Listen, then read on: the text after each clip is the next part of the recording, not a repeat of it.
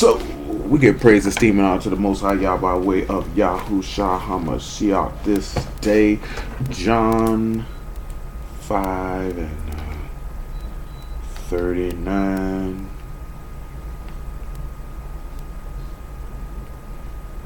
Hold on.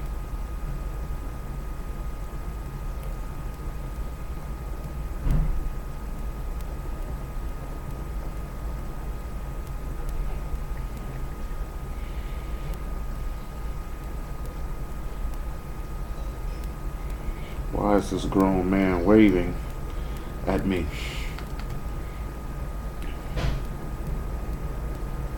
I don't know why. John 5:39. I just don't know why. Was not expecting those messages, and that just threw my whole day off. Search the scriptures, for in them you think you have eternal life, and they are they which testify of me. And you will not come to me that you might have life. I receive not honor from men, but I know you that you have not the love of Alahym in you. I come in my Abba's name, and you receive me not. If another shall come in his own name, him you will receive. How can you believe which receive honor one from another, and not the honor that come from Alahym only?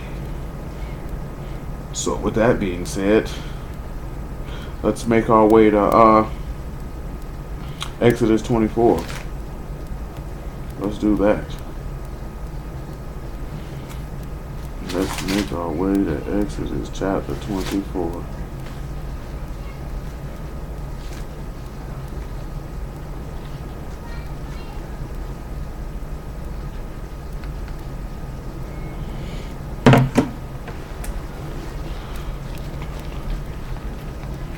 Well, that's a good deal of rain, boy.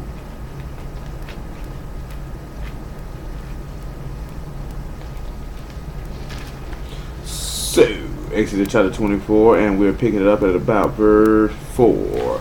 And it says, Moses wrote all the words of Yahuwah, and rose up early in the morning, and built an altar under the hill, and 12 pillars according to the 12 tribes of Yasharal. And he sent young men of the children of Yasharal, which offered burnt offerings and sacrificed shalom offerings of oxen unto Yahuwah. And Moses took half of the blood and put it in the basins, half of the blood he sprinkled on the altar. And he took the book of the covenant and read in the audience of the people, and they said, all that Yahuwah has said will we do, and be obedient. And Moses took the blood and sprinkled it on the people, and said, behold, the blood of the covenant which Yahuwah have made with you concerning all these words. So, because we looked at that, we have to go all the way back. Well, let's go back and read Hebrews chapter 9, just to be a little bit more plain on why we're going back.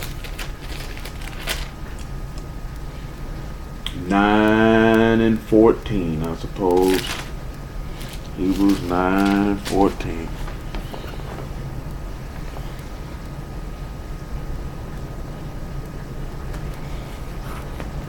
How much more shall the blood of Mashiach, who through the eternal Ruach offered himself without spot to Alahym, purge your conscience from dead works, to serve the living Alahym? And for this cause he is the mediator of the New Testament, that by means of death for the redemption of the transgressions that were under the first testament, that they which are called might receive the promise of eternal inheritance. So he said that this cause he's the mediator, that by death for the redemption of the transgressions which were under the first testament. So we need to go all the way back and look at anything that pertains to this first testament. So that means we have to go back to the beginning, which is Genesis chapter 15.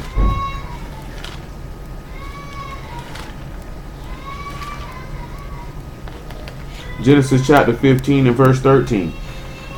I had a conversation this week about this particular matter in Genesis 15 and 13. A lot of brothers feel like, the 400 years is coming up and it's finna go down. And, I don't think that they sit back and they look at that was pertaining to Egypt. But nevertheless, you know what I'm saying? People feel like it pertains to America, and that in 2019 we finna leave. I seen somebody said the 400 years was up this year. If that's the case, the book is a lie, because we still sitting here.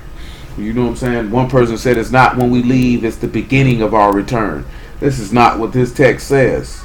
And it's amazing how people can take this man's word and try to flip it into a whole bunch of other things that it's not discussing, to fulfill whatever it is that they wanted to fulfill, to comfort themselves in whatever manner they're trying to seek comfort, versus just being comforted in the promises of the living Alahym. Nevertheless, and he said unto Abram, know of a surety that thy seed shall be a stranger in a land that is not theirs, and shall serve them, and they shall afflict them 400 years. And also that nation whom they shall serve will I judge, and afterwards they should come out with great substance. And thou shalt go to thy fathers in shalom, and thou shalt be buried in a good old age. But in the fourth generation they shall come hither again, for the iniquity of the Amorites is not yet full. And it came to pass that when the sun went down and it was dark, behold, a smoking furnace and a burning lamp that passed between those pieces.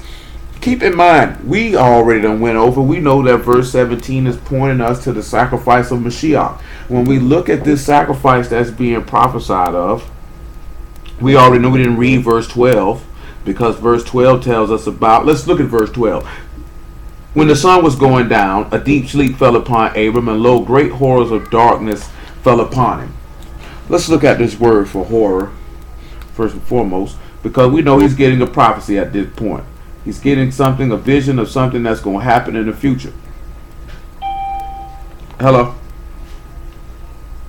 Yeah, that's Dan. Mm-hmm. So let's look at the word horror. And the word horror is amah, and it's terror or dread. He saw something very dreadful, something terrible to see. Let's look at something in Job 33 real fast. And then I want to say John chapter 8.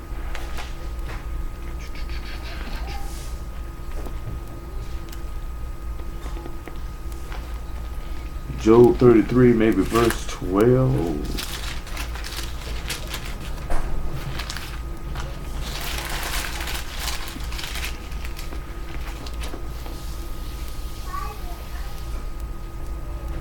Job 33 and 12 is cool. Nah. Let's make it 14. For Alahym speak once, yea, twice, yet man perceive it not. In a dream, in a vision of the night, when deep sleep fall upon men and slumberings upon the bed. Then he opened the ears of men and sealed their instruction, that he may withdraw man from his purpose and hide pride from man. He keep back his soul from the pit and his life from perishing by the sword. He is chastened also with pain upon his bed, and the multitude of his bones with strong pain. So that his life abhor bread and his soul dainty meat. His flesh is consumed away, that it cannot be seen, and his bones that were not seen stick out. Yea, his soul draw near unto the grave, and his life to the destroyer. If there be a messenger with him, an interpreter, one among 1,000, to show unto man his uprightness, then he is gracious unto him, and say, deliver him from going down into the pit. I have found a ransom. His flesh shall be fresher than a child's, and he shall return to the days of his youth. Now, of course, we read that verse 17. He is seeing our ransom. We've dealt with this particular chapter before, so we're not going to spend an inordinate amount of time going through everything that he discussed. But the main thing that he just mentioned is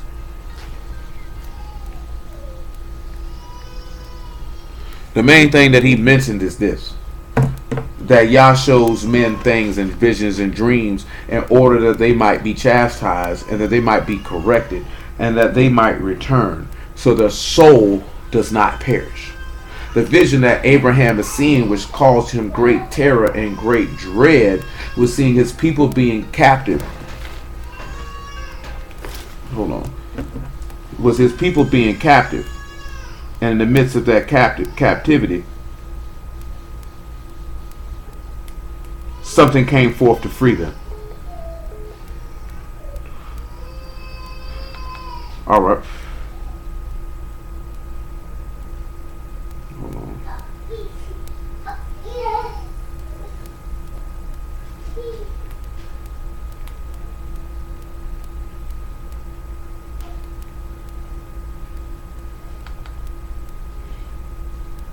So, with that being said, John chapter 8.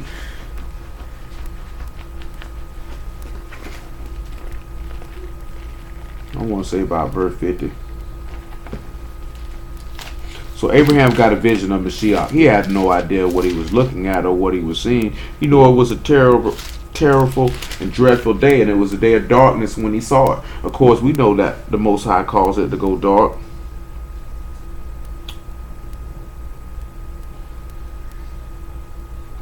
Hold on, I'm trying to see where I want to start at. We could start at verse 48. We know Mashiach, that on that day he made it go dark for that specific purpose, for him to be that burning lamp in the midst of darkness, or in the midst of death, or in the midst of a covenant that had been broken, that needed to be reaffirmed. Nevertheless, then answered the Yahudim, and this is John chapter 8, verse 48. Then answered the Yahudim and said unto him, Say we not well that thou art a Samaritan and has a devil? Yahushua answered, I have not a devil, but I honor my Father, and ye do dishonor me. And I seek not my own esteem. There is one that seek and judge. Truly, truly, I say unto you, if a man keep my saying, he shall never see death. We talked about this last week. If you understand that, because we dealt with that when we were talking about that manna, how it did not stink, and there were no worms in it on that Shabbat day. If you understand and hear the word, you know that at his return, because the Hebrews chapter 4 tell you that there remains a rest for the people of Alahym. Therefore, if you keep this man's, because you got to remember, it's the Ruach that quickeneth the flesh, profiteth nothing. The words that I speak unto you, they are Ruach and they are life. See, everybody wants life, but nobody wants to keep this man's sayings. See, that's the problem. See, you want life, but you're not keeping life. In order to get life, you have to keep the word. You keep the word, then you have life, because it is the word of life. And it gives life unto all those who have it. And people don't understand that. Hello? What's that? You can't maintain and keep life if you continually reject or forget the words of life. That's impossible.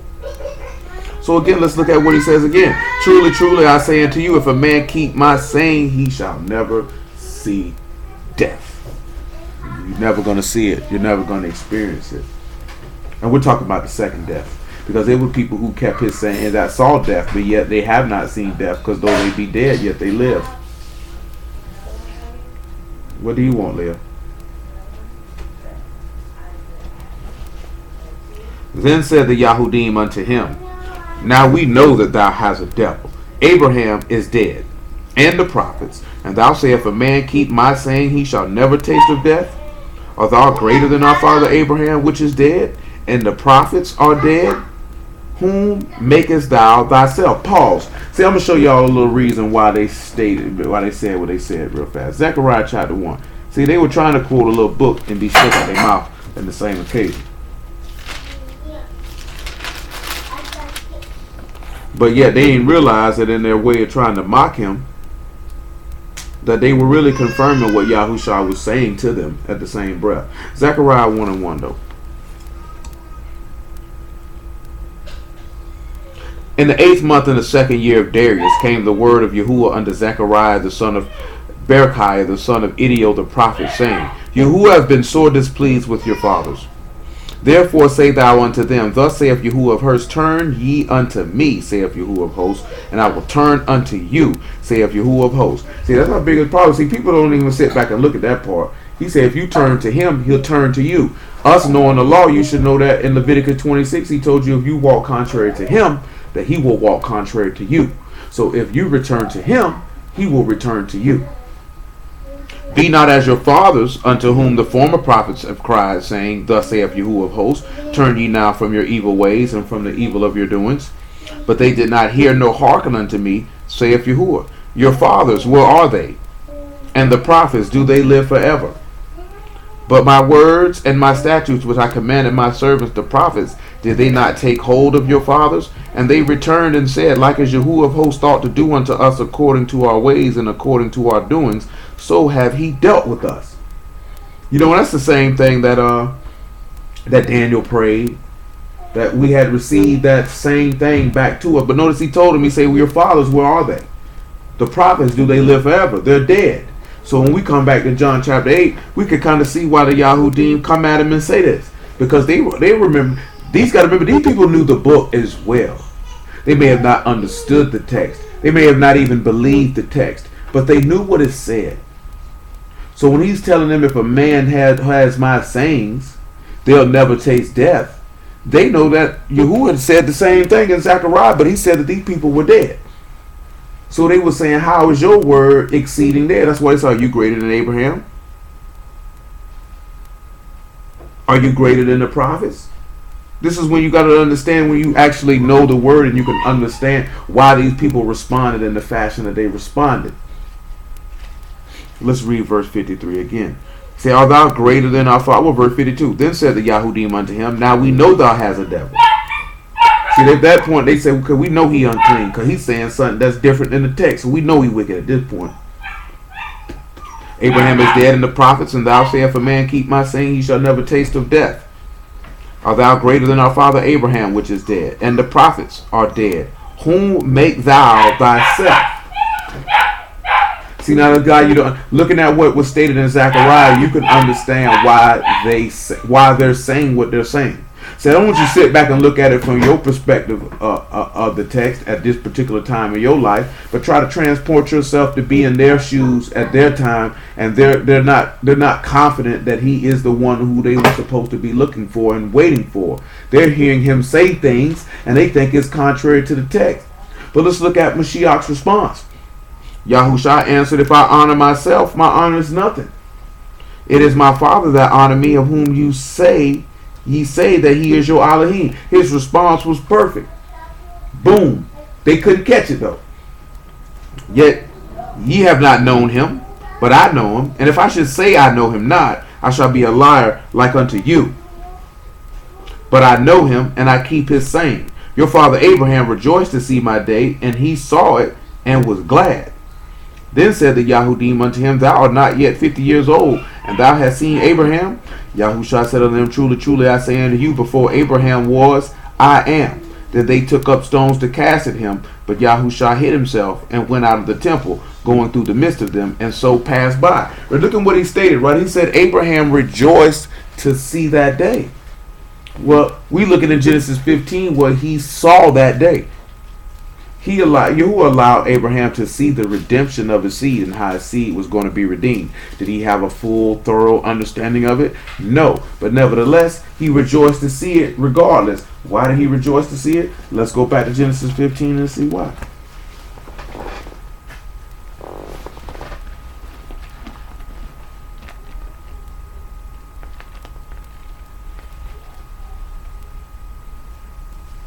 And we in verse 17 again.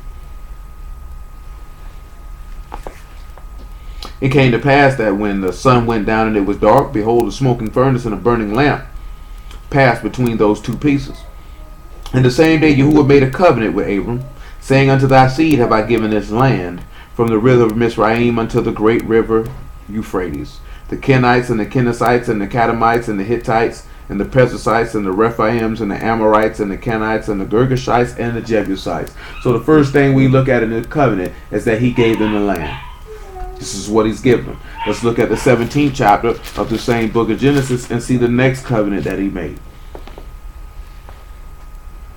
17:1. And when Abram was 90 years old and 9, Yahuwah appeared to Abram and said unto him, I am Al Shaddai, walk before me and be thou perfect. Now let's look at that. He told him off the rip to walk before him and be perfect. Right before he tell him he about to make this covenant with him, he told to walk before him and be complete.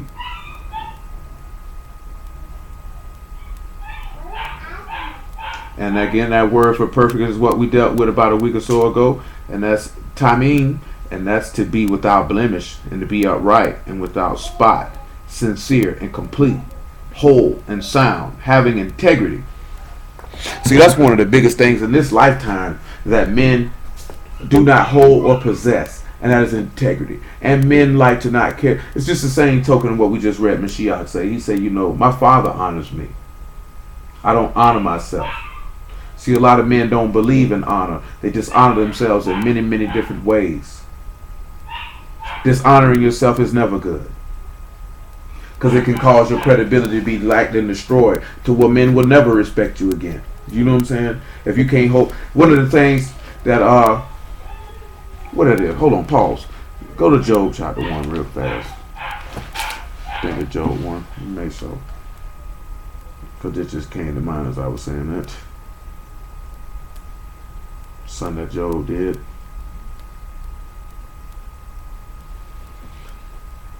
Job chapter 2 is what I want. Job 2 and 1 is sufficient. And then I guess we could look in the 27th chapter of it as well. Job 2 and 1. He said, again there was a day when the sons of Alahym came to present themselves before Yahuwah. And Hashatan came also among them to present themselves before Yahuwah. And Yahuwah said unto Hashatan, from whence come thou? And Hashatan answered Yahuwah and said, from going to and fro in the earth, and from walking up and down in it. And Yahuwah said unto Hashatan, hast thou considered my servant Job?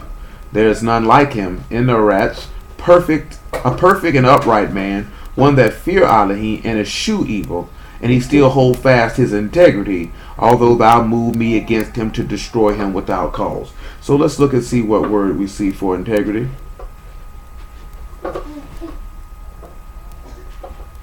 The word for integrity in this particular verse, and it just simply it means integrity or innocence, and that it is tumah. So they said this is an innocent man. This man has done nothing wrong. Absolutely nothing wrong in the midst of his suffering, yet he held on to his innocence or to his integrity. It said that this man eschew evil, so we need to look at that. And since I'm mentioning eschew evil, we'll just go read a verse that everybody should be familiar with in 1 Peter chapter 3. Let's go get it now. But the word for eschew evil in this particular verse is sir, and it's to turn aside or to depart, to leave undone or to abolish. So after we read 1 Peter chapter 3 and about verse 14, we'll turn around to Job 28 and 25. That is enough. Don't come in here with that. Y'all know better.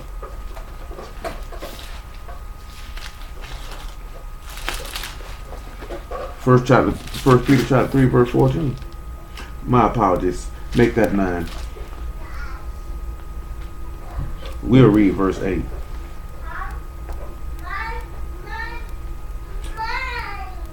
Well, screw it. We'll read verse 7. Likewise, ye husbands, dwell with them according to knowledge. Give honor unto the wife as honor unto the weaker vessel, as being heirs together of the favor of life, that your prayers be not hindered.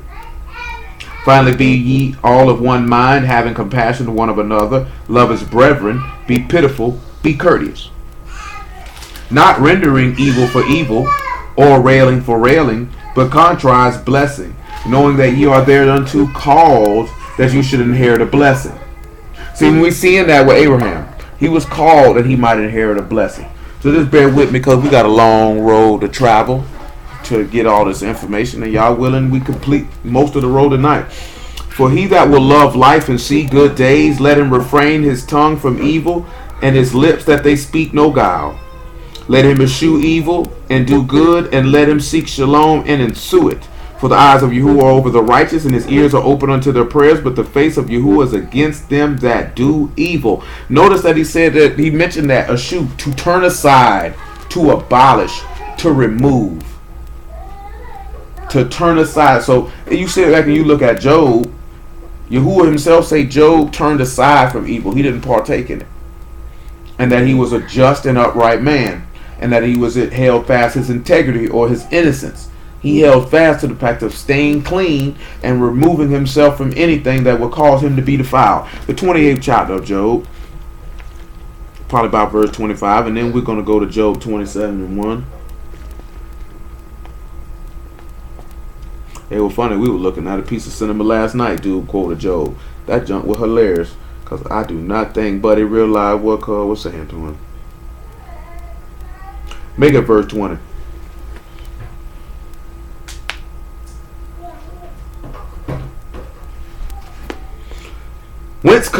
Whence then come wisdom, and where is the place of understanding? Where does wisdom come from? Where is the place of understanding? Seeing that it is hid from the eyes of all living, kept close from the fowls of the air. This is taking us back to what Mashiach said about, it's not given unto them to know the mysteries of the kingdom of heaven, but it's given unto you to know. Going back to what we were talking about with Abraham, he did not understand that wisdom and understanding of what was being shown unto him. Destruction and death say, we've heard the fame thereof with our ears. Alahym understand the way thereof, and he know the place thereof. For he looked to the ends of the earth, and see under the whole Shamahim. To make the weight of the winds, he weighed the waters by measure. And when he made a decree for the rain, and a way for the lightning of the thunder, then did he see it, and declared, he prepared it, and yea, and searched it out. Unto man he said, behold, the fear of Yahuwah, that is wisdom. And to depart from evil is understanding. So we could sit back and see that Job had a very good understanding because he turned aside from evil. See, we could sit back and we could see that with Mashiach as well, because he told his apostles upon his suffering that they were those who were with him in his temptations. And because they were with him in his temptations, that he would appoint them 12 thrones that they may sit on. Since I mentioned that, just in case nobody is familiar with what I'm talking about, we will read Luke chapter 22, Luke chapter 22, to familiarize anyone who has no idea what I'm talking about.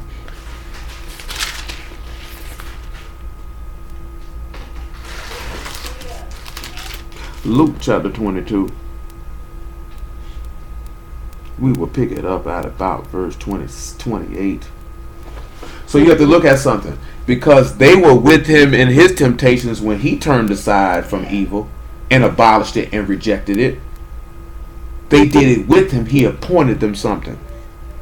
He appointed them a kingdom which we already looked at in Genesis 15, had already been sworn to be given unto us. But remember, we springing on what we're looking at is, he says, I am El Shaddai, walk before me and be thou perfect. Be innocent, be just, be upright, be without spot, be without blemish. This is what Alahym has command. This is what he command. See, people sit back and they say, can't nobody be perfect, or this, that, there, and the third, and neglect to look at the fact that Yahuwah has commanded this. But people look at the commanding of the word perfection in the English sense in terms of how it's used, when he's looking at it as someone who has no spots or blemishes, i.e. someone who has sacrificed themselves unto him, i.e. someone who has disciplined themselves unto him, i.e. someone who believes, hopes, trusts, and loves him. Therefore, this is what will cause them to be complete and innocent and without spot or blemish. And the reason why people don't believe this is attainable is because they don't love him. They don't trust him. They don't hope in his salvation. So this is not a goal that they're even seeking to attain. I find it hilarious that we can have goals to obtain all these things in natural life, and no one has the goal to obtaining eternal salvation off of a commandment that the man whom you say is your God, your Alahym, your creator, your maker, your hope, your rock, has told you to do. This is what he commanded your father to do. Your master, your savior, the anointed one of Alahym came and told you, if you be Abraham's children, you'll do the works of Abraham. Abraham did perfect and upright, clean works. He stood before Alahym blameless because of the faith and love that he had for him. See, everybody looks for all these reasons, but at the end of the day, we don't have faith and love for him. This is why most people sit back and they look at, you look at it in a natural sense, why most people relationships fail is because they don't have faith nor love in the person that they're dealing with in whatever capacity it is that they're dealing with them in. You don't really trust the person you're dealing with, so there's no way that you can actually love them. This is why the books say, when you fall amongst the thorns and the cares and the fears, and it's like, my apologies, or when you fall amongst the rocks, because you don't have no root, and then it choke off it that it don't bring forth no fruit. Because you're not really connected to the individual, and you're not connected to Alahym. When troublous times come, what individuals should look at each other and say, what are we going to do to get through this troublous time? Or what do we need to do to iron this out or cling to one another so we can get through this time? People flee. That way say persecution and tribulation are wise because of the word, and by they are offended. So because people don't have no root with one another, just like they don't have root in you, because the book done already told us this, have anything that's in the Shah, he say as it is in earth as it is in Shamahim. So if you are rooted to your Alahym, then you can be rooted to the people you have relationships with. And then therefore when things get rough, you will cleave to them as you cleave to your Alahym, and you'll get through those situations. People are not rooted to the Alahym, therefore it is impossible for them to be rooted to anyone else. So when things get difficult and things get rough, people see these things, they get offended and they flee. I don't want to deal with you. I don't want to. I'd rather go through this or deal with this over here or not deal with it at all, or look for smooth sailing or look for an escape, because people don't like adversity. People don't realize that adversity is where champions are made. That's where greatness is made. Adversity will show you your character. Adversity will show you where you're weakest at. Adversity can show you where you're strong at. It's going to show if you have the mental fortitude, the intestinal fortitude, the heart and strength to overcome any obstacle that come your way. See, some people don't like obstacles, so they flee from them because they want everything to be easy. And if they feel like things are not easy, then they run. And that is a sign of weakness, and definitely not a sign of faith in Alahym. So we want to make sure that we rooted in Him first, which will allow you to be rooted into other people. Because I see that here, man. You know, there's numerous people on my page always talk about this. Dude was talking. I told you about the conversation we had last week about the dude talking about when are we going to be united and this, that, and the third. Our people can never be united until you're rooted in the source of your creation, which is YAHUAH Alahym. We can never be united. See, we think that we can be united because you're black. No, that's not going to work, because the Father said through His Son that He is the vine and we are the branches, and you got to be in Him and He got to be in you. So therefore you have to be attached to the root. Being attached to the root will be able to give you the nutrients and things that you need from the root in order to be able to be a fruitful bow, in order to bring forth fruit, so you can be united with the other branches that spring forth out of that root.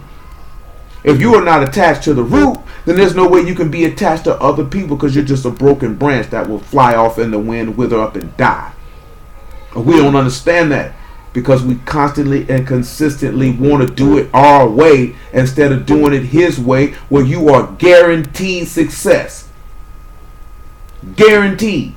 If you do it Yahuwah's way, you're guaranteed success. But see, we judge success by how man judges success. We judge success by the desires and lust of our own heart. So we won't look at success in Yahuwah the same way we would look at it when we look at other people who may not be attached to that root, and we determine them to be successful because we're looking at this here. But the book told you, don't fret yourself because you see evil men prospering in their way.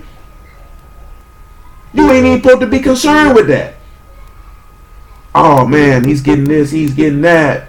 It looked like this here, he don't look like he getting nothing. If we had that attitude, if we have this mentality and attitude, then we would have been the people standing out there saying, crucify him, crucify him. I don't care what damn niggas say. You'd have been out there screaming it. You'd have been out there screaming it, because you would have judged incorrectly. You would have judged by the perverseness and depravity of your own heart, based on outward appearance of obtaining of material goods, social status, accolades, and praise, versus judging it based off the faith and works of the living Alahym, and you would have seen Yah is with him. You would have judged it by the wrong thing, so you'd have been screaming, killing. See, nobody want to sit back. Nobody want to sit back and say that, because we don't know what we would have did in that time period. You would have hoped you would have believed on him. Don't sit back and say I wouldn't have killed him, because we know why we say that. Because Mashiach said that already to the Pharisees. He said, "You bear witness in yourself. You the children of those who killed the prophets." When they sat back and said we wouldn't have been with our fathers and killing the prophet, he said, "I already know you niggas would have killed them, and me on top of that." But you're gonna get to that in a minute. So when we look at things incorrectly and we judge things incorrectly based off the hearing of our ears and the seeing of our eyes and the depravity of our own heart, which is desperately wicked, which no man can know, then we'll judge success by the wrong parameters and seek to obtain success and unity amongst our people in the wrong fashion, instead of seeking and attaining it by the way Yahuwah said to do it, which is guaranteed success. You'll never fail. He said, "Whosoever believe on that rock shall never be ashamed." That's what he told you. Do you believe it? You know what I'm saying? I don't believe our people believe. I honestly, sincerely, truthfully believe that 99.9% of our people don't believe anything that's in this book. Hold on. Hello? Yeah. So, yeah, I sincerely and honestly believe that. Okay, I was just waiting on it. You know what I'm saying? Jack, we don't. that we don't believe the majority of things that's in this text shows. You know what I'm saying? It shows. So we gotta say why we don't trust this man. Why we don't believe in this man. What is the problem? What more does he need to do? What more does he need to show? What does he need to do to get you? Do you actually have to lay your eyes on him? Or do you actually have to see certain things in the text be played out before you believe? Then at that point, it may be too late. The man say, if you do it will, you know if the word come from, if he speak of himself or if he speak of him that sent him. If you actually do his will, you could actually be able to experience and see that Yahuwah Alahym is real. If you actually do his will. You can't know Yahuwah is real if you don't do his will. That's impossible. You want a just and upright Kadesh Alahym to manifest himself to you while you contrary to his will and you expect that to happen? You're an idiot. That's not going to happen. He's not going to do it. You do his will, you'll see his face. You'll hear his voice and you will know that just one and you'll attain eternal life. The question is, do you believe it? Nevertheless, Luke 22 and 28 though. He said, you are they which have continued with me in my temptations. And I appoint unto you a kingdom as my Father have appointed unto me, that you may eat and drink at my table in my kingdom and sit on thrones judging the 12 tribes of Yasharal. That's what he told him. He said, you were with me in my temptations. Because he eschewed evil. He departed from it, so he showed he understand, and he feared Yah, which show he had wisdom, which show he had skill. And because he was heard and that he feared, Alahym requested and rose him from the dead and set him at his right hand. And therefore imparted 12 thrones to his apostles, but not only to them, because he said that also that they might be saved on all those who believe on me through your word, that you, if you overcome, you can sit at his right hand, and he's sitting at his Father's right hand. Because you feared Alahym, which showed you got some wisdom, and showed you have understanding because you eschewed evil, or you turned aside from it. Because remember, he opened their understanding that they might understand the scriptures. Why did he open the understanding of his apostles? Because they turned from evil and followed him. You can't get understanding from Alahym if you're not turning from evil. He just told you that. To depart from evil is understanding. You're not going to receive that insight if you don't turn from it. Don't look at you got understanding because you understand or can recite back some concepts out of the text. That doesn't mean you understand. Because if you haven't departed from evil, that means you didn't understand it. You just possess information. There's a difference from having knowledge, wisdom, and understanding and then just possessing information. It's a lot of people that possess information, but they don't possess wisdom. Because when they get in situations where they need to have the skill of war, they don't know how to fight. When they get in that situation where they need the understanding and have the insight to judge and discern properly, they can't do it. Why? Because you don't fear Yahuwah and you haven't departed from evil. That's the problem. This is very, very simple. He's not asking, he's making it complex. The 27th chapter of Job, though. Verse 1. It's just something to consider. Everybody can take it and do with it what they will.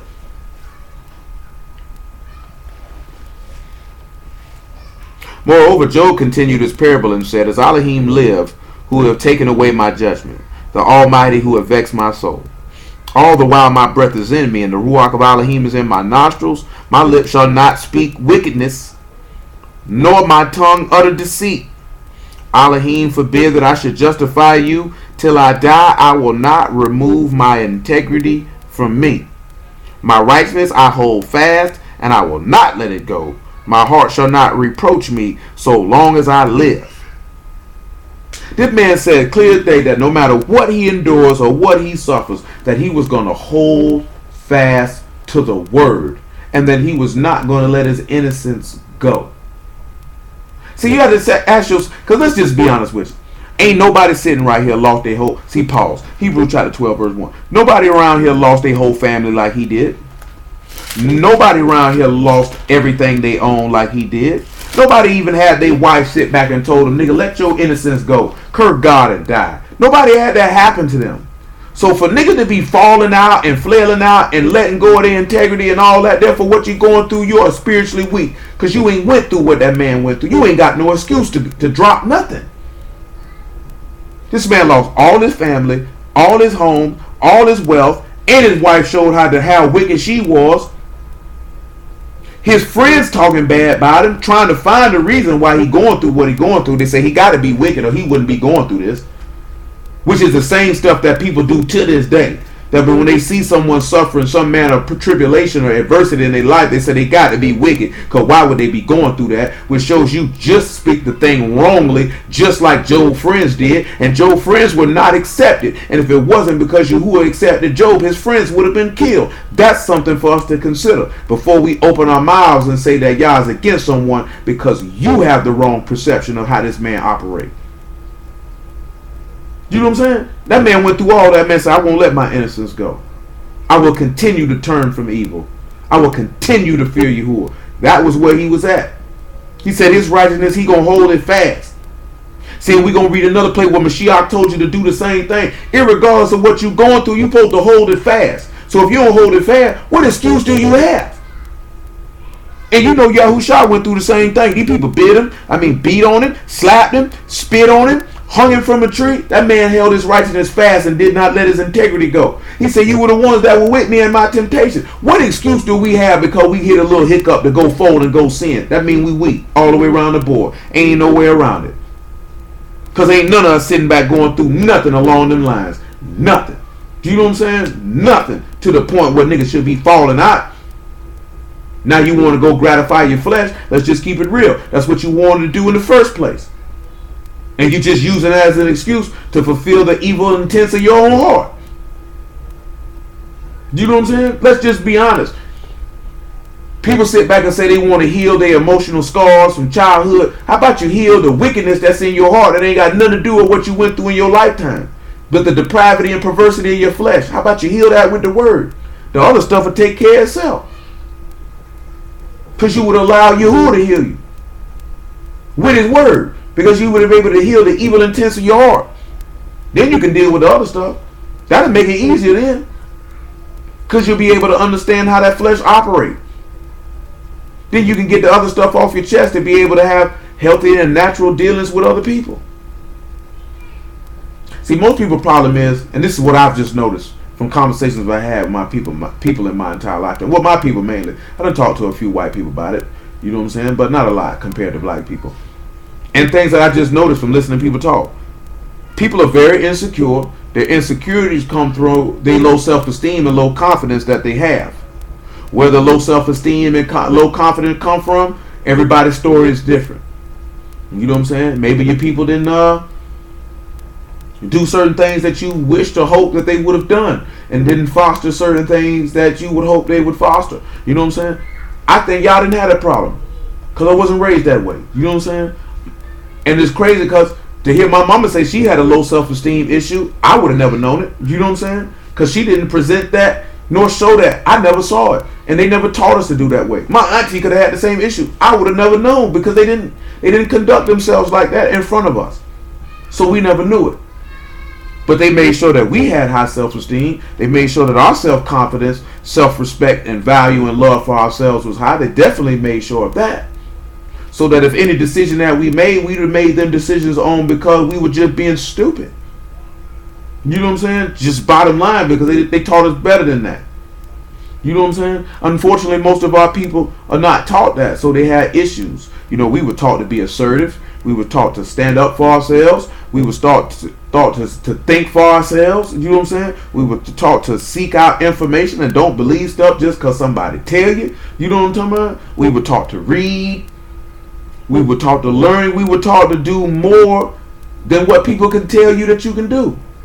And whatever that you wanted to do, to go do it. And if you don't get it accomplished, either it's just because it wasn't meant for you to do, or you didn't do everything that you needed to do in order to accomplish it.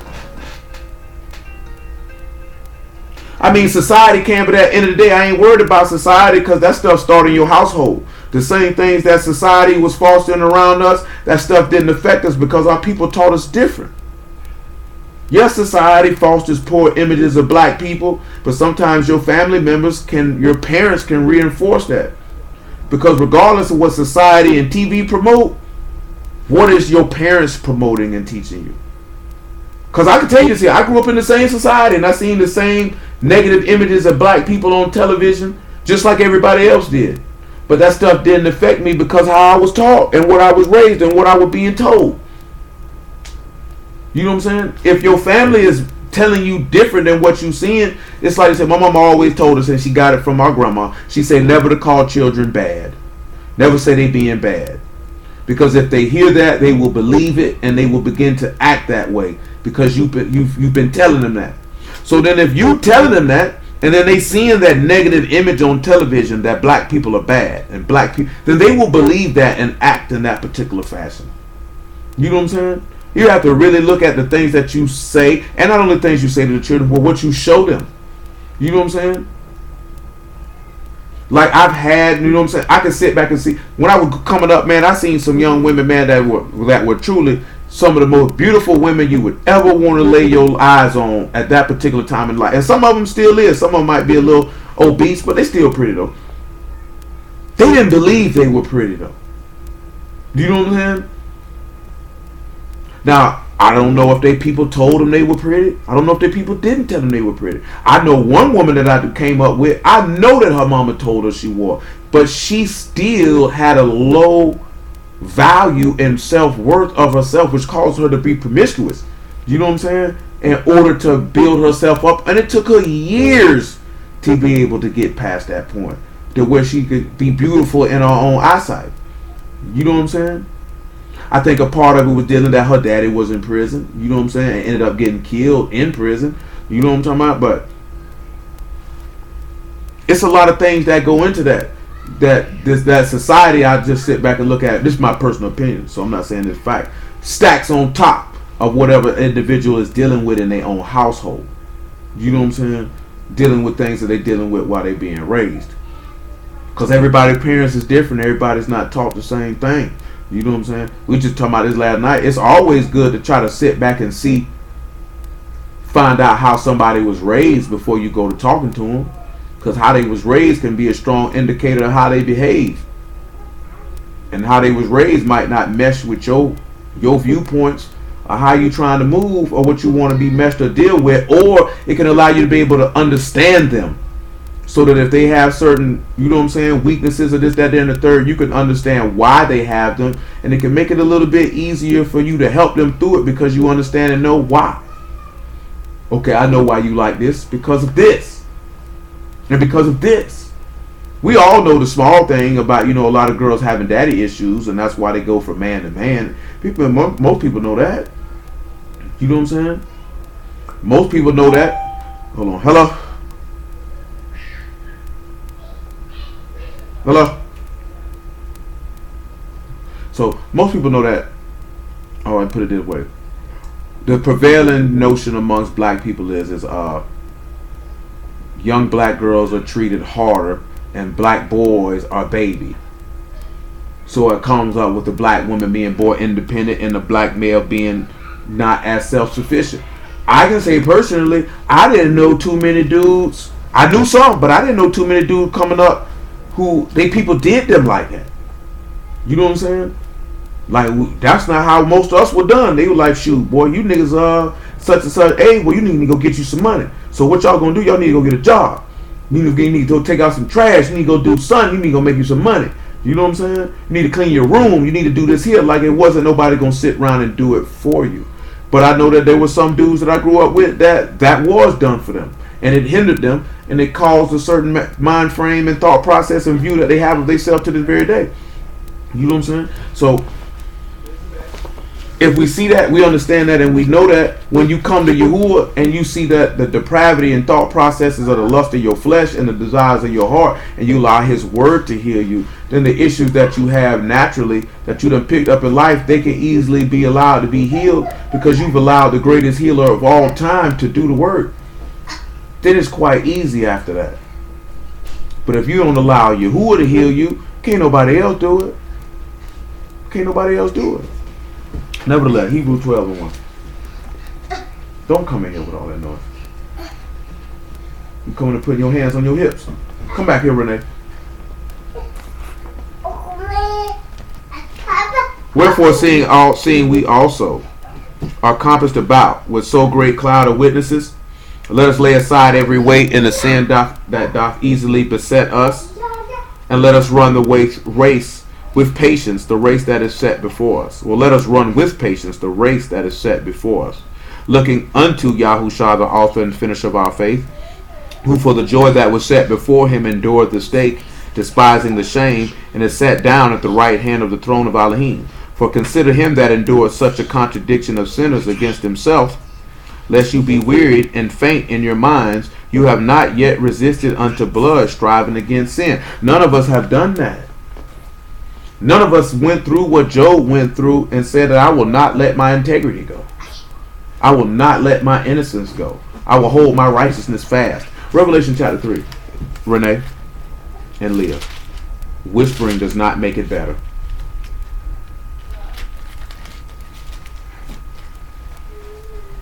Sit down and be still. We just want 3 and 11. Well, 3 and 10 is good. Revelation 3 and 10. Come here, Renee.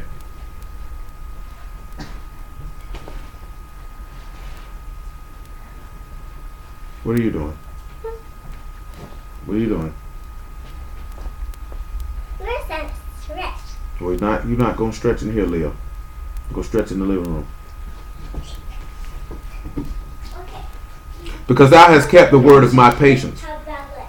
I also will keep thee from the hour of temptation, which shall come upon all the world to try them that dwell upon their rest.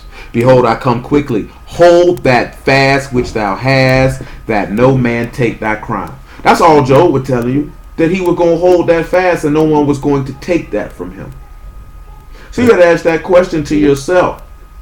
Are you going to hold fast your crown? Are you going to hold fast that which you had so that no one can take that from you? Are you going to hold your righteousness fast, like he said? Are you going to hold your integrity? So let me just pull the word up real quick out of that real quick. Because see, a lot of people, when stuff get rough, they don't want to hold on to nothing. Now they want to let everything go. Because remember, Job 27:6, he said, my righteousness I hold fast and will not let it go. And he said his heart will not reproach him or dishonor him as long as he lives. See, go to Acts chapter 24 real quick, about verse 14. When we look at not let go, what we got for that? That word for not let go, or that sentence, that word is Rapha. It means to sink down, to drop, to be disheartened, to let drop or abandon, to show oneself slack. So this man said he will not show himself slack. He will continually be diligent and hold that fast. Acts chapter 24 verse 14. And that's a lot of our bigger problem. We real slack or relaxed or complacent. Get comfortable. So when you get into a tight situation, you feel like you can't handle it. Because I'm going to be honest with you. If you know, I can speak for myself. I've dealt with adversity pretty much my entire life. So I can deal with it. Because I done been through so much that I can deal with a little bit more. You know what I'm saying? Does that not mean it's not stressful when it happens or frustrating or this, that, that, and the third? No, I'm not saying that. But I can deal with it. You know what I'm saying? Like if you can deal with being homeless, you can deal with anything. If you can deal with being hungry, you can deal with anything. If you can deal with being, regardless of me putting myself in that position, if you can deal with being incarcerated for an extended period of time, which is a constant state of adversity day in and day out, you can deal with anything. You know what I'm saying? You're already mentally tough. You're already mentally tested to be able to deal with whatever. Some people have never dealt with adversity, and if they find themselves in an adverse situation because they have the makings of it, they can deal with it. Some people can't deal with it because they've never experienced it. You know what I'm saying? If you've never dealt with adversity, adversity can be a hard thing to deal with because you're inexperienced in the art. You know what I'm saying?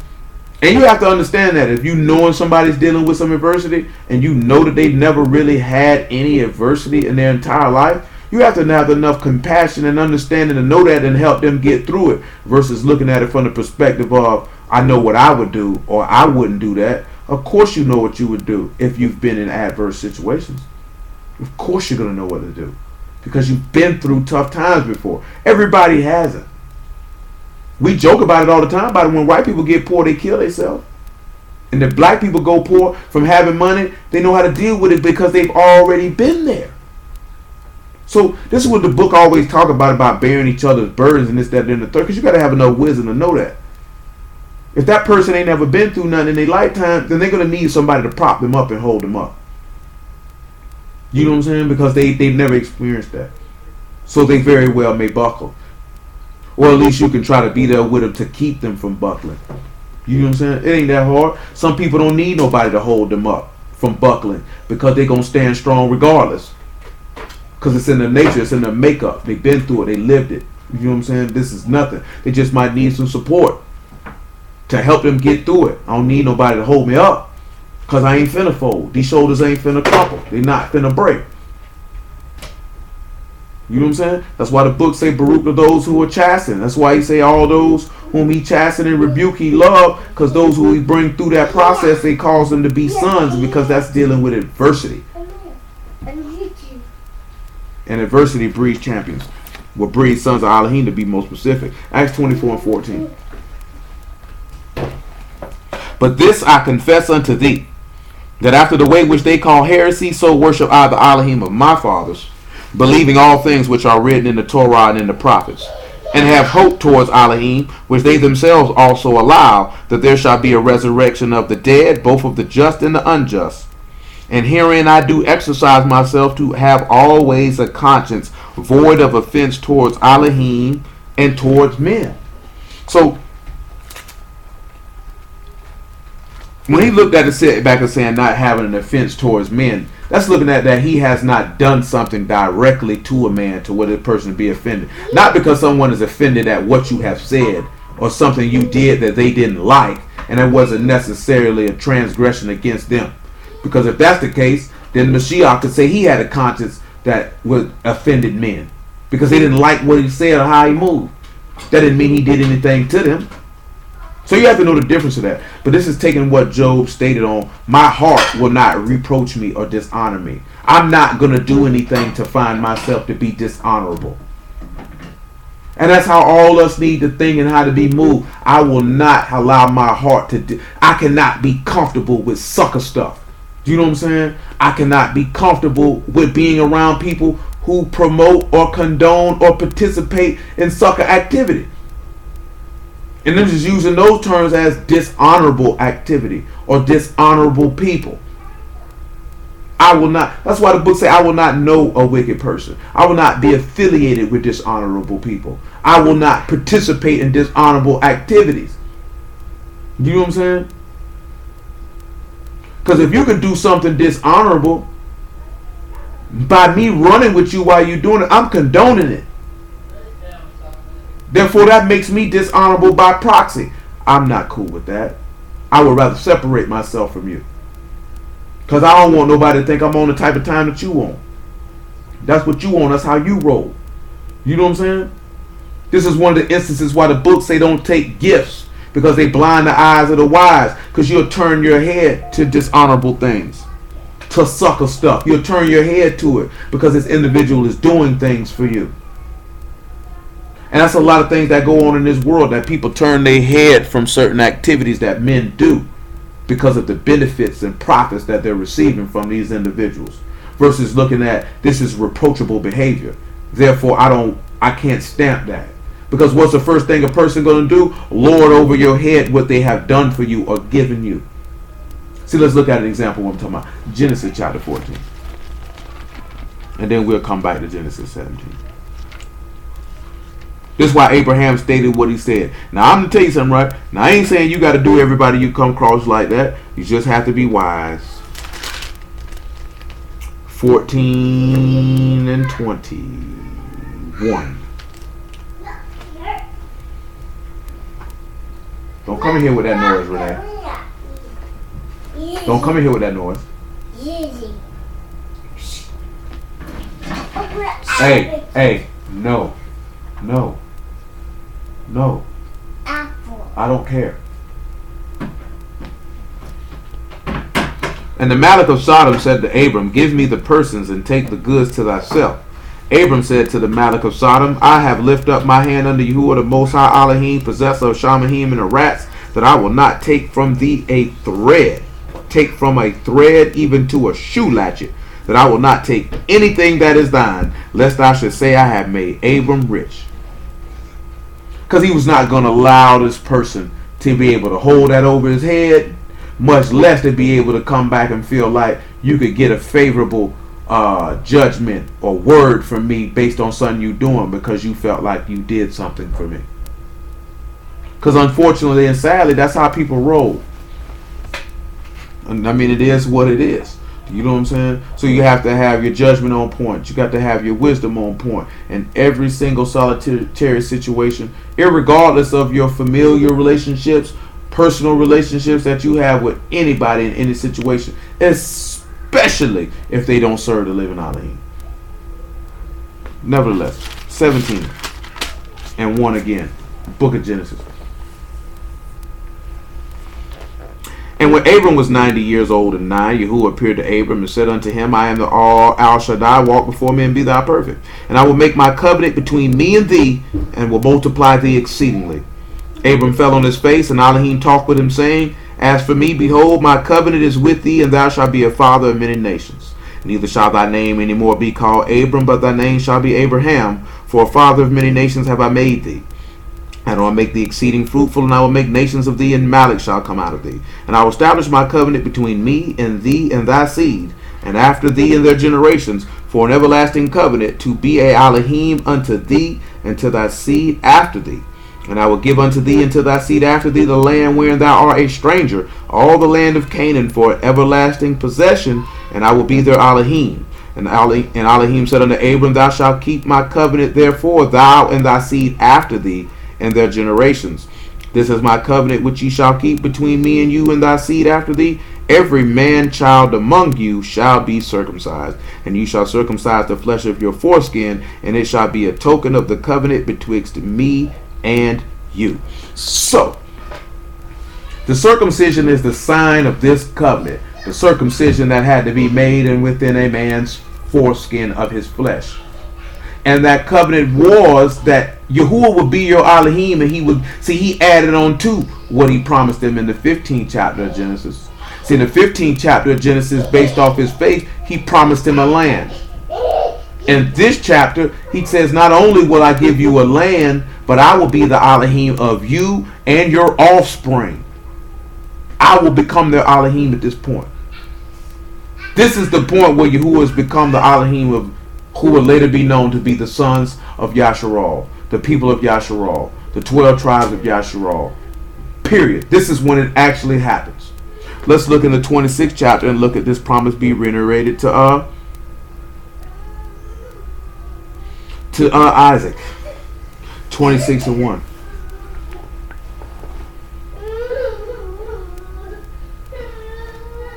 And there was a famine in the land, besides the first famine that was in the days of Abraham. And Isaac went unto Amalek, Malach of the Philistines, unto Gerar. Yahuwah appeared unto him and said, Go not down into Mizraim, dwell in the land which I shall tell thee of. Sojourn in this land, and I will be with thee and baruch thee. For unto thee and unto thy seed will I give all these countries, and I will perform the oath which I swear unto Abraham thy father. And I will make thy seed to multiply as the stars of Shamahim, and I will give unto thy seed all these countries, and in thy seed shall all the nations of the earth be baruched, because that Abraham obeyed my voice, and kept my charge, my commandments, my statutes, and my Torah. And Isaac dwelt in Gerar. So now he's established that covenant in his seed after him, as he promised Abraham. We know that Isaac was circumcised on the 8th day in the 21st chapter of Genesis, because it is detailed and stated. It don't tell you that about Jacob. It was no need for them to tell you that, because you know it was done. Because these men were faithful and honorable men. Faithful and honorable men. In everything that they did and every move that they made. These were faithful and honorable men. Nevertheless, 28th chapter of Genesis. Let's look at it for Jacob. 28 and 13. Well, 28 and 10, I should say. And Jacob went out from Beersheba and went toward Haran. He lighted upon a certain place and tarried there all night, because the sun was set. And he took of the stones of that place and put them for pillows, and laid down in that place to sleep. And he dreamed, and behold, a ladder sat upon the Arats, and the top of it reached to Shamahim, and behold, the Malachs of Alahym ascending and descending on it.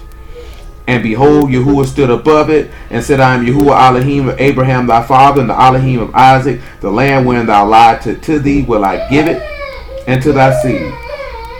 And thy seed shall be as the dust of the Arats, and thou shalt spread abroad to the west, and to the east, and to the north, and to the south. And in thee, and in thy seed, shall all the families of the earth be beruched. And behold, I am with thee, and will keep thee in all places whither thou go, and will bring thee again into this land, for I will not leave thee until I have done that which I have spoken unto thee. And Jacob awaked out of his sleep, and he said, surely Yahuwah is in this place, and I knew it not. And he was afraid and said, how dreadful is this place? This is none other but the house of Alahym, and this is the gate of Shamahim. He gets the same vision to a certain extent that Abraham got. He was able to see the sacrifice of Mashiach. He saw it. He understood it. Because the master said the same things when you see. Let's look at it. John chapter 3. And we've dealt with this before. You know, you dig in the archives. It's in there somewhere. I can't remember what his name, but it's in the archives somewhere. John chapter 3 though. Make sure that's what I wanted.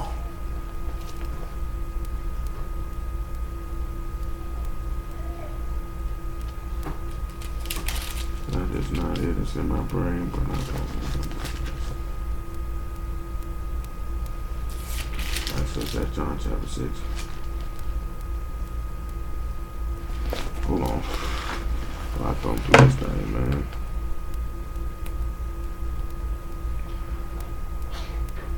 So again, he makes the same promise to Jacob. In the process of making that same promise to Jacob, actually that's John chapter 1. Let's pick it up about verse 47. We see this covenant being established, and then we have to move in with the children of YAHUAH for the execution of said covenant.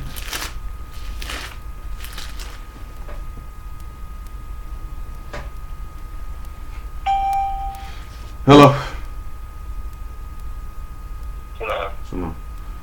I said John 1:47.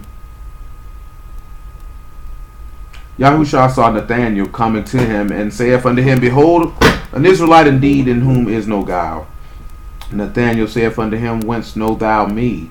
Yahushua answered and said unto him, before that Philip called thee, when thou was under the fig tree, I saw thee. Nathanael answered and saith unto him, Rabbi, thou art the son of Alahym, thou art the Malach of YAHUAH. Yahushua answered and said unto him, because I said unto thee, thou saw thee under the fig tree, believe thou shalt see greater things than these. And he saith unto him, truly, truly, I say unto you, hereafter you shall see Shamahim open, and the Malachim of Alahym ascending and descending upon the Son of Man. Because what is this really telling us about, the ascending and descending? Let's see what it is. Ephesians 4.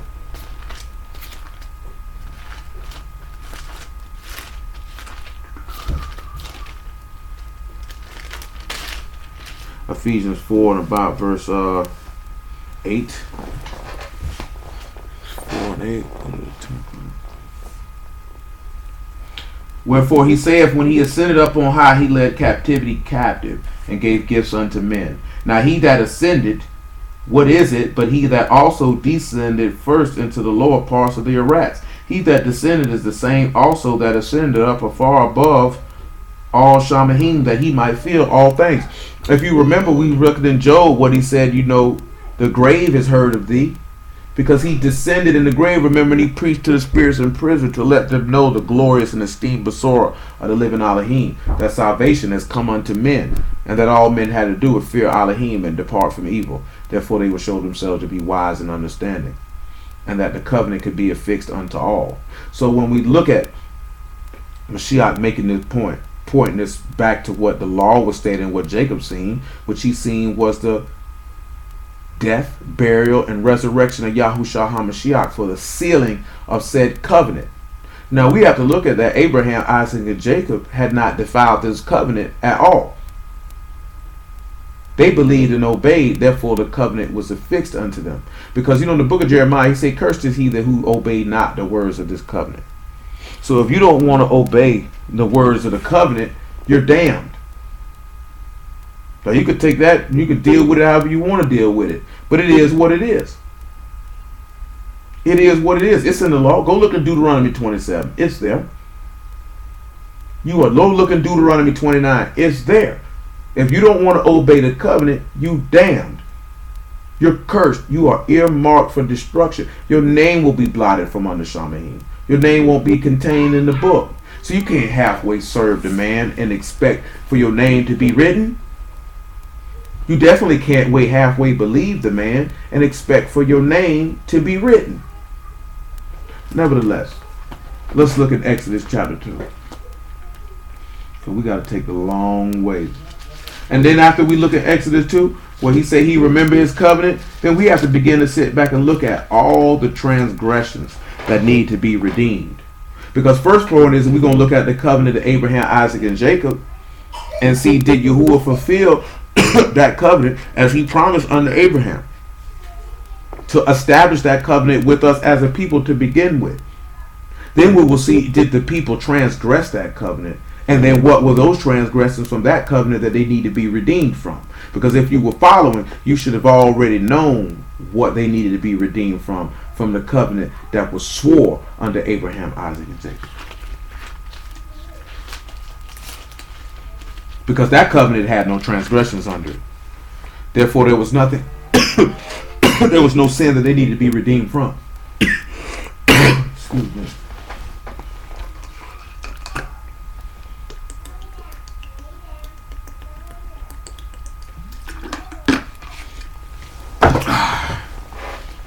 Exodus chapter 2.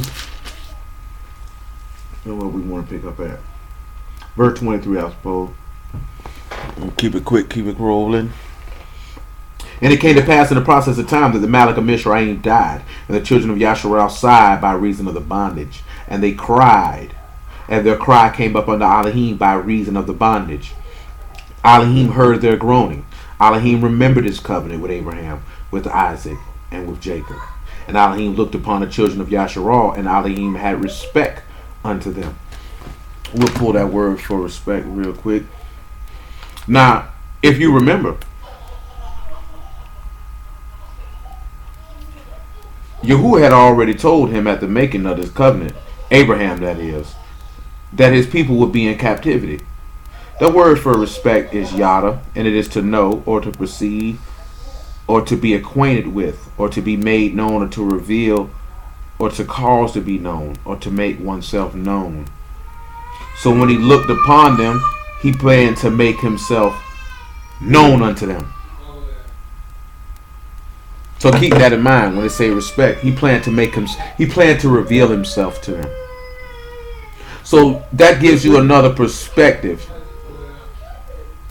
when you look at who Yahuwah shows himself to quote unquote, to use the English word that is there, to have respect unto them. That means Yahuwah makes himself known unto those who cry unto him by reason of their bondage. You know you're crying by reason of your bondage to death. You have death because by reason of sin. Therefore, because you have cried out and confessed your iniquities, therefore he will look upon you and make himself known unto you. Now, when he make himself known unto you, will you seek to come unto him as we already read? Will you return unto him so he can turn unto you, that he might heal you from your diseases, to heal you from your iniquity by the mighty power of his word? Or you reject your salvation to the damning of your own soul? Because you know, I done told y'all this before, and I've said it numerous times. When it comes to this word, people hear what they want to hear. If you have no desire to do right, and if you have no desire to repent, and you don't really believe the word, then all you will ever hear is damnation when this word is preached. That's all you ever going to hear. You're not going to hear anything else. Because that's all your ears tuned in to hear, because that's all your heart is tuned into doing. If you have a desire for his mercy and for his salvation, and you hope in it and you trust in it, then that's what you're going to hear. You know what I'm saying? That's what you're going to hear. The things that pertain to damnation, you know that you are worthy of it, but you seeking his mercy, so that's not going to fix you and bother you. It's not going to prick and cut your heart unless you know it's something that you need to change, because you don't want a part of that to, there's like a key thing what we talked about a couple weeks ago. The anxiety being knowing that you could be separated from Yahuwah. That anxiety. We should have that same confidence that Martha had when she was talking to Yahushua and she looked at man in the face and said, I know I will see him again at the resurrection of the last day. Not saying the words just to say them because you could just utter them out of your mouth. That woman had supreme confidence in her Alahym, that not only would her brother be rolled from the dead, but that she would be rolled from the dead and be with him. Now, why would they have that confidence? Because of the trust and the hope of the living Alahym. That's why they got that confidence. Ask yourself why you don't have that confidence. And then correct it according to the word. It's just that simple. Where was I going after this? So let's swing our way around to Exodus chapter 12. Because now we got to look at what he promised. He promised to redeem you from captivity. He said that you would go amongst the people, you would be afflicted for 400 years, and when you leave, you would come out with great substance. This is the purchase or buyback that covenant got for them. So that's the first part you got to understand for that covenant of what the redemption process was for and why the redemption was even made, and know that even with that redemption, blood had to be offered to bring about that purchase. Blood had to be offered to bring about that purchase. That's had to be done. There wasn't no way around it. 12 and 12. Exodus 12 and 12. For I will pass through the land of Mizraim this night, and I will smite all the firstborn in the land of Mizraim, both man and beast, and against all the gods of Mizraim I will execute judgment. I am Yahuwah. And the blood shall be to you for a token upon the houses where you are. And when I see the blood, I will pass over you, and the plague shall not be upon you to destroy you when I smite the land of Mizraim. And this day shall be unto you for a memorial, and you shall keep it a feast to Yahuwah throughout your generations. You shall keep it a feast by our ordinance forever. So now let's drop down and let's see if they came out with great substance. We already seen that he judged the nation that afflicted us because he killed all their firstborn. We know he drowned their army in the Red Sea. You know this. This is the reason why he said that I bought you from. That's why he said that over and over and over again. Because that was the promise of the covenant of which he had to redeem you from. So he redeemed you from the transgression of the Egyptians, not the transgressions of Yasharal, because there were no transgressions under that covenant of Abraham, Isaac, and Jacob. What verse would we like to use here? I would say that we would begin at about verse 31. And he called for Moses and Aaron by night and said, Rise up, get you forth from among my people, and both ye and the children of Yasharal go and serve Yahuwah as you have said. And also take your flocks and your herds if you have said, and be gone and bless me also. And the Egyptians were urgent upon the people that they might send them out of the land in haste, for they said, We be all dead men. And the people took their dough before it was leaving, and their kneading troughs, being bound up in their clothes upon their shoulders. And the children of Yasharal did according to the word of Moses. And they borrowed of the Egyptians jewels of silver and jewels of gold and raiment. And Yahuwah gave the people favor in the sight of the Egyptians, so they lent unto them such things as they required, and they spoiled the Egyptians. Well, let's look at the word lent here. Let's see what's the actual word used there properly, because mine is in italics, so that's telling me that word was added in there.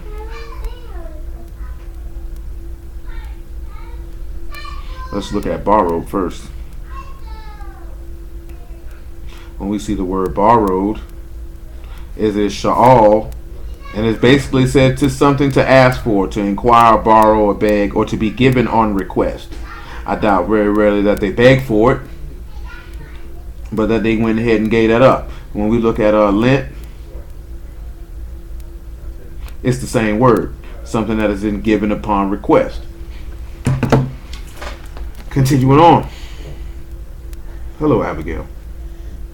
And the children of Yasharal journeyed from Ramses to Succoth. Come on. About 600,000 on foot that were men besides children. Come on, Abigail. So upon leaving, they left out with great substance. They took these people gold, they took these people silver, they took these people jewels. And their clothing. No, Gail. No, Gail. That's what they done. So now we begin to see something. Let's look at Deuteronomy 7 and 9.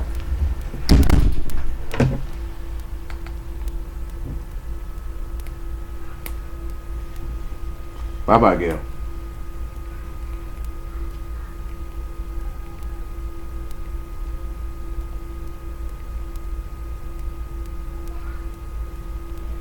Deuteronomy 7 and 9. Well, 7 and 8.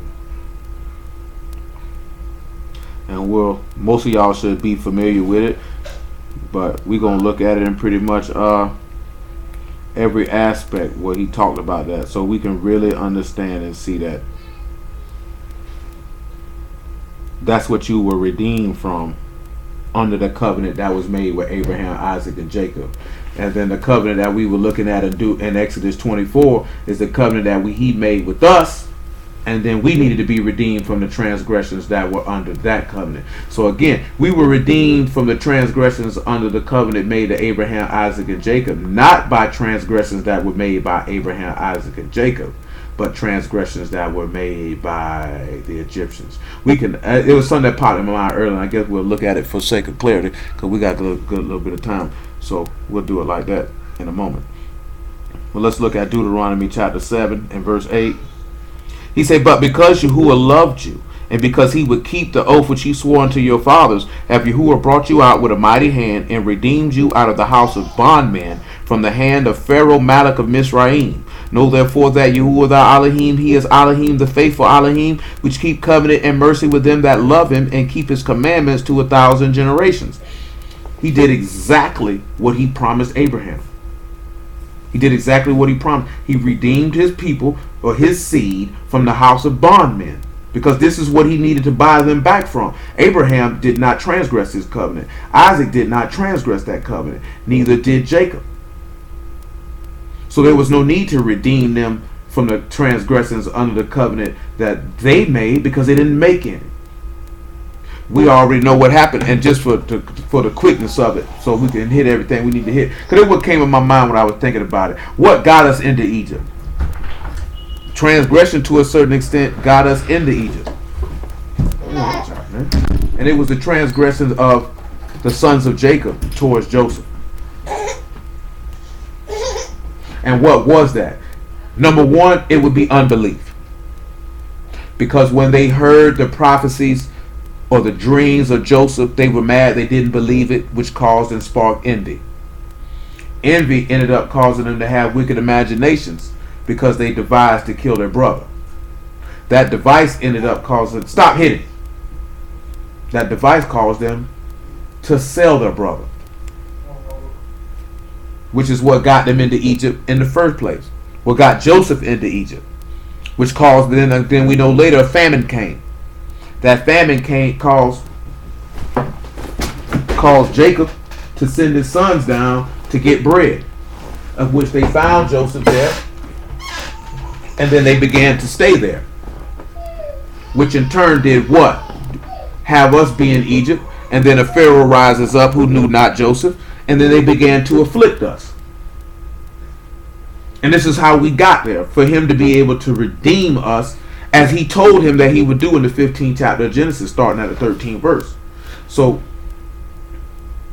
we could look at it in that aspect with Joseph, but we have to look at what got us there. So what him buying us back with the blood of that firstborn lamb that we put upon the doorpost was to buy us back for the transgressions of the Egyptians, for afflicting us. Because remember, he said, I will judge that nation.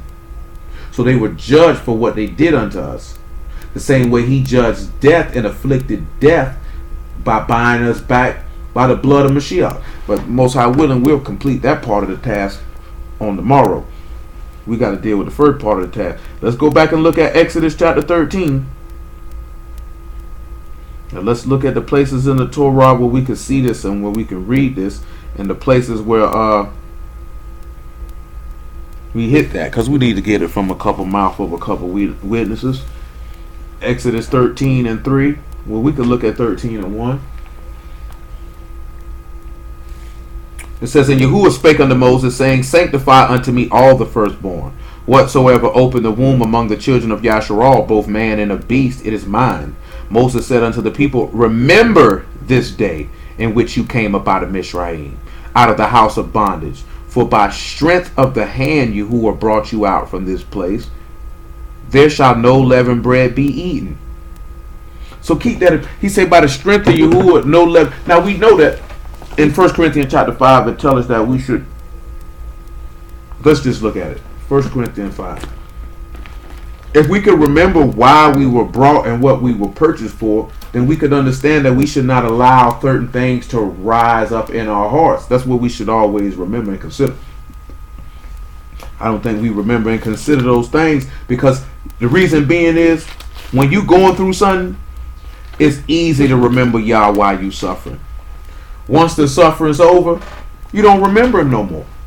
Because you feel like, oh, I done got up out of it. And you go back to doing what it was that you had been doing. Now you have forgotten him. And you don't remember him again until you're suffering again. Now all of a sudden, it's Yahuwah this and it's Yahuwah that. You have to look at that. Because niggas only want to seek Yahuwah when they down bad. Soon as you get up on your feet and you feeling good, you don't know Yahuwah no more. You ain't thinking about it until you down bad again. And that means we just look at this man as somebody who can dispense us things. It's not you're not really a good, you're not a, as he called Abraham his friend, you're not really a good friend. Because Abraham was down with Yah when he had it. Abraham was down with Yah when it was ugly. It didn't matter to him. He was down with him, period. Jacob was down with Yah, period. When it was sweet, and when Esau was trying to kill him, he was still down. When Laban was flim-flamming him, he was still down. When he thought Joseph was dead, he was still down. When he found out Joseph was alive, he was still down. It didn't make a difference what he was going through or what he was dealing with, because he remembered what he said out of his own mouth, that if you give me bread and raiment and keep me in this way that I shall go, then I will serve thee and give you a tenth of everything that I have. He remembered what he promised to Yahuwah. He said if Yahuwah be his Alahym and be faithful unto him, he remembered what he said. So he didn't sit back and look at, well, it's ugly right now, so Yah, please help me. And then when he get right, oh shoot, I ain't worrying about no Yah. I ain't thinking about Yah, man. I'm getting it in right now. That's how niggas is. Disloyal, dishonorable people, period. All you want is what you feel like you can get from this man. You don't actually want him. It's no different than a woman dealing with a dude who she feel like she can get over and who will buy her this and buy her that. She don't really care about him. She only wants him for what he can do for her, not because of him. And he could be the most honorable, loyal, respectful, just, and upright man she's ever came across. But all she can look at is what he can do for her. A two-bit whore is what that is. And that's our people, because that's how we treated this man. We have moved like a whore. And just like a whore, when we run off to go mess with the people who we want to mess with, who we feel like will give her more shiny things and more this and more that, and then when we tired of them, we want to go back to the man who we had from the jump street. But then we'll be shocked when we find he's not waiting for you. He has departed.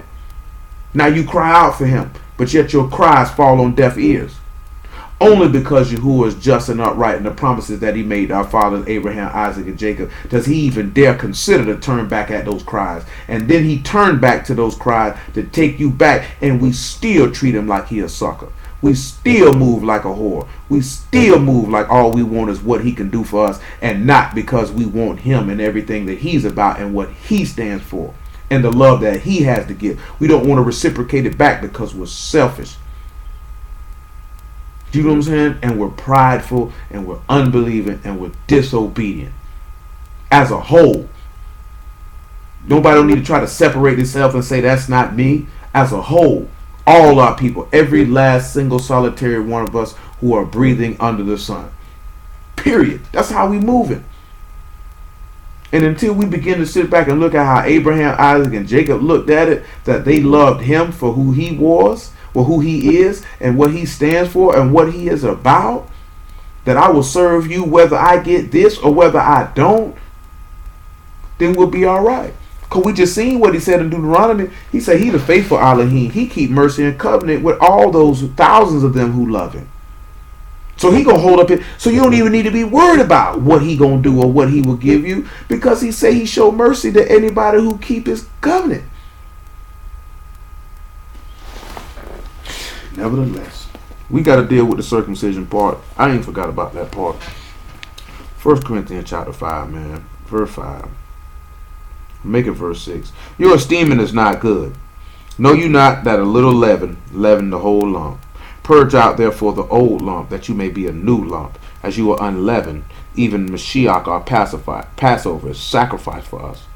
Therefore let us keep the feast not with old leaven, neither with the leaven of malice and wickedness, but with the unleavened bread of sincerity and truth. This is what you actually supposed to have been peeping. If you peep what we read in the law, it said that their bread didn't have enough time to even rise, because that unleavened bread that they were leaving out of Egypt was for them to consider that you're coming to a new and living way that was consecrated through the flesh of a lamb, and for not for you to hold to the old way and the place that you were departing from. So the problem is we depart from the old way and try to mix the old way with the new way. We letting that bread leaven, instead of leaving that leavened bread in the place where we departed from, and stand with that unleavened bread and being something new, and doing it in innocency and uprightness and sincerity and justness and blamelessness of heart, and serving this man. You know what I'm saying? Everybody go crazy about everything. I did talking about it last night. I seen niggas say the slave trade went in reverse. Oh, they took us from America and sold us to Africa instead of Africa. All this stuff that niggas argue about. You know what I'm saying? Oh, I believe Arizona and Mexico is the rich. All this stuff these niggas argue about. The earth is flat, the earth is round. All this type of stuff. Ain't nobody got the faith of Alahym in their heart. And what is their excuse? The truth got to destroy the lies. Because you think this is the stuff that this man kept out. That's your excuse. Because we overlook that the truth is firmness and solidness and faithfulness and heart. But yet nobody is firm for righteousness. Nobody is firm for kadeshness. Nobody is firm for judgment. Nobody is firm for mercy. Nobody is firm for compassion. Nobody is firm for justice. Nobody is firm for judgment. But we could tell you where all these places is, and we could argue this all the way down. Yet the people are devoid of the words of living life that will quicken their souls to eternal life, to be able to enter in through the gates of the city, to see this man's face and have his name in their forehead. But we got all this other information that we could argue and debate about. Not saying that some of this stuff is insignificant, but the point is you've placed more significance on things that can't save the soul over things that can save the soul. That's the point. Everything has its place.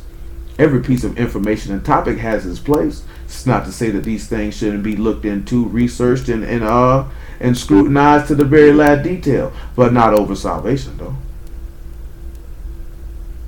That shouldn't happen, because then you'll enter into the lake where the worm dieth not, and the fire shall not be quenched, with a lot of information that can't do you no purpose to redeem you out of this place. You need to be focused on the things that get your soul redeemed, and then let everything else fall into place. Because at the end of the day, this covenant was to redeem you. The first covenant was to redeem you from bondage of captivity. He did that. The second covenant was to after you were your redemption, was to bring you into the land that he may fulfill what he promised under Abraham in the 17th chapter of Genesis, which we read, and he be our Alahym. We broke that covenant. Therefore he made another one, to redeem you from the transgression of sins of which you had committed, and that you might be transformed to become the sons and daughters of the living Alahym, and enter in back into the place which he swore unto you, and become back to be he be your Alahym. But this time you could live forever, because I redeemed you from death. That's what you got to pay attention to. That's what the apostles would preach. These men wasn't worried about none of this type of stuff. Now, of course, you could look at the fact of, okay, history, things done happened, and people done lied, and this, that, there, and the third. But I'm willing to wager, and this is my personal opinion, I'm willing to wager. I'm willing to put a good amount of money on it. I'm talking about a good amount of money on it. That if all the apostles were still living, if YAHUAH was on the earth, they wouldn't be arguing with y'all about this type of stuff. They could care less. They would be preaching you the kingdom of Shamahim and telling men everywhere to repent and to believe on YAHUAH HaMashiach and to be immersed in his name, to receive the gift of the Ruach HaKodesh and to save yourself from this untoward generation. I'm willing to put a lot of money on that. I'm willing to put a lot of money on that. I'm willing to wager they could care less about any of those conversations or wouldn't even participate. And wouldn't even participate. And wouldn't even participate. I'm willing to wager that they would not spend a lot of time arguing with people who worship idols and could care less about what they had to say about the faith. It's just my personal opinion. I'm not saying it's right. I'm not saying it's wrong. It's just how I see it. It's how I view it. That's my perspective on the matter. Everybody's entitled to theirs. I personally believe that these men would not care. I don't care nothing about you over here being no Christian. Be a Christian and die.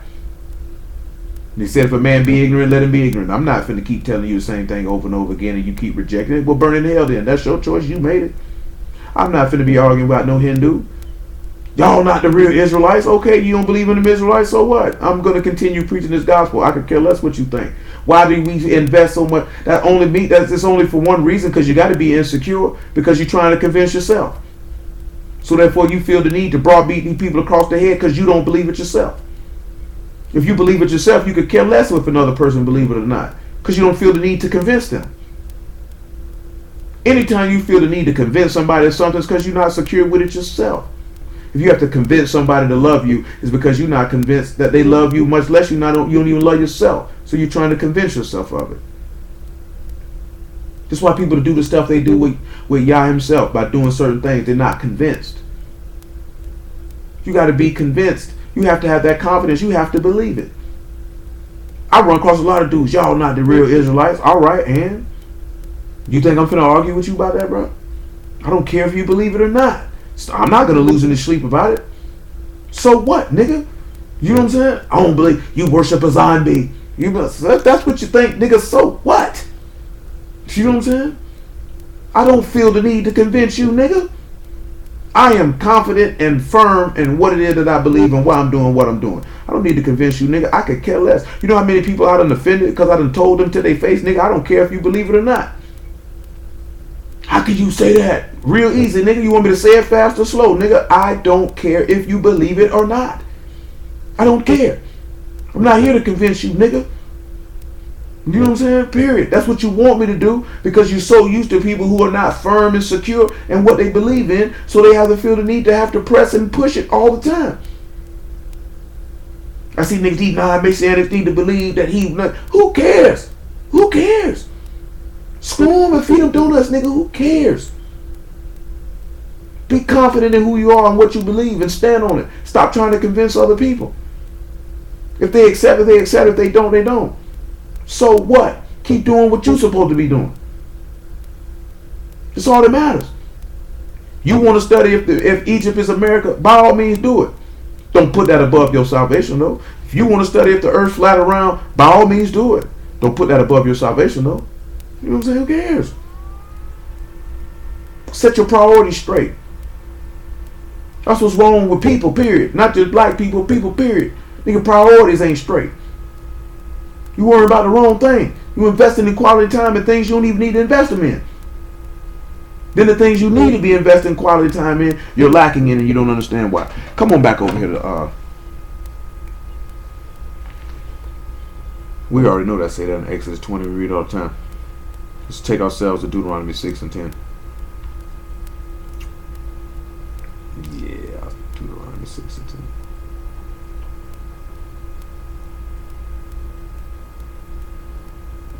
Yeah, that's just how I see it, man. That's my perspective, man. You know, any of y'all have a perspective on what I just mentioned. You know, I see you in the flesh. You know, you can run that down for me. I'm not averse to hearing y'all perspective on it, but that's how I see it, though. I don't think that they would care. I don't think they would waste their time discussing some of the things that our people argue about, or the debates and strifes with people that we have. I understand why certain people debate certain people from certain schools of thought. I do understand it. You know, I don't knock them for it. I wouldn't participate in it, but I do understand. You know what I'm saying? I can't say in this text what we saw them debating more than anything is that is YAHUAH the Mashiach. But I can also say that after a while, when them men went to blaspheming and talking reckless, them boys started talking to them. They started talking to them. They wasn't finna sit there and listen to that. You know what I'm saying? They weren't finna do that.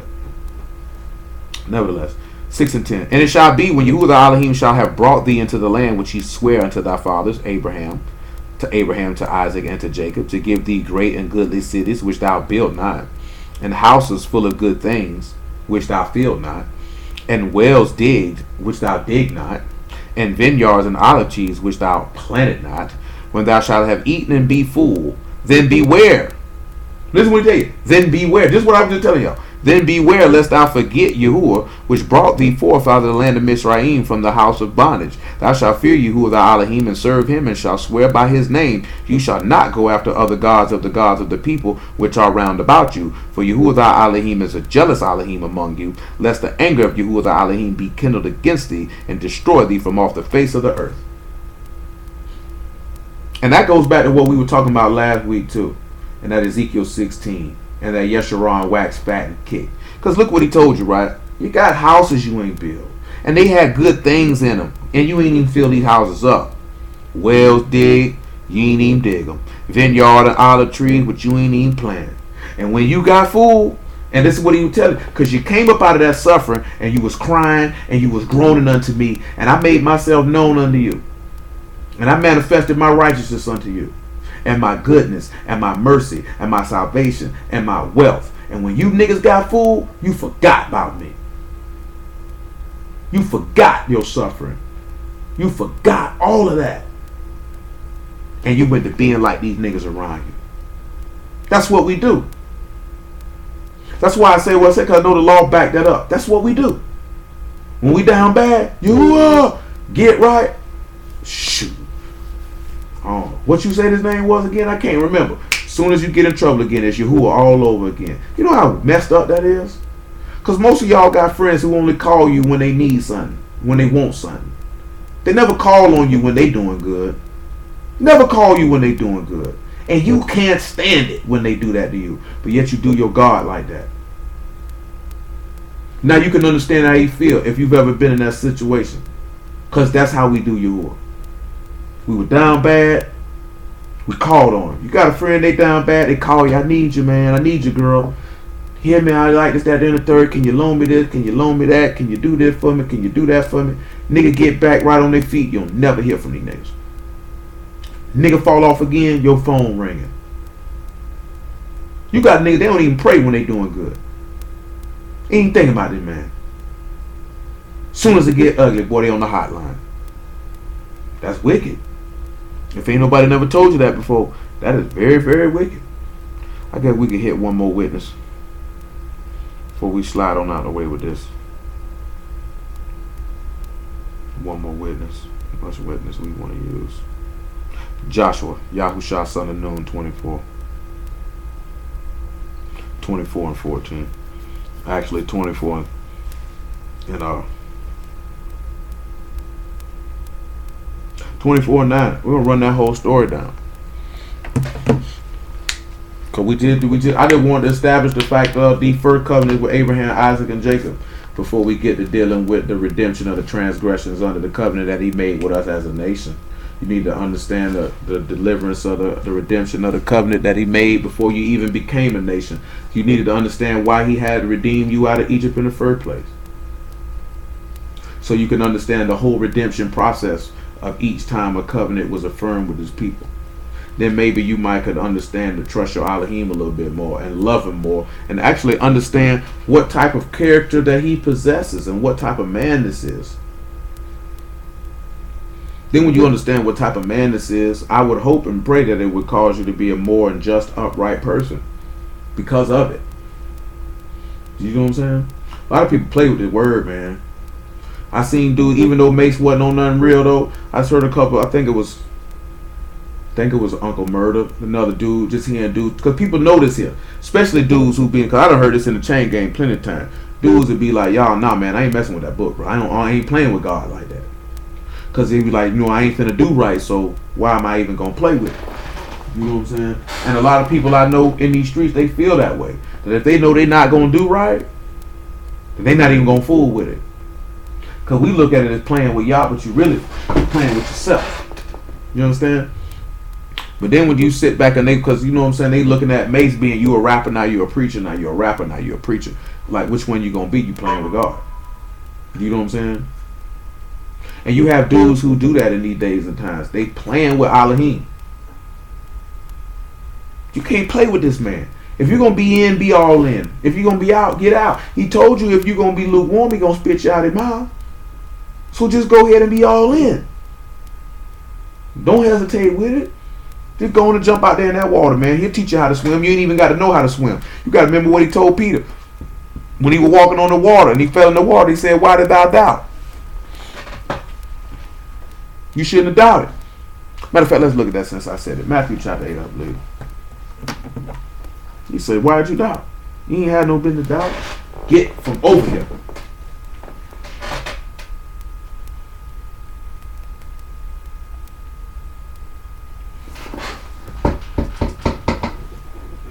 Matthew 8. No, that ain't Matthew 8. Matthew 14. 14 and 22. Matthew 14 and 22. I would be messing us up because we be doubting. Because you think I don't know how to swim. Don't worry about how to swim. Just jump in the water. He'll take care of it. And saying, straightway Yahushua constrained his disciples to get into a ship and to go before him unto the other side. And when he sent the multitudes away. And when he sent the multitudes away, he went up into a mountain apart to pray. And when the evening was come, he was there alone. But the ship was now in the midst of the sea, tossed with waves, for the wind was contrary. And in the fourth watch of the night, Yahushua went unto them walking on the sea. And when the disciples saw him walking on the sea, they were troubled, saying, it is a ruach, and they cried out for fear. But straightway Yahushua spake unto them, saying, be of good cheer, it is I, be not afraid.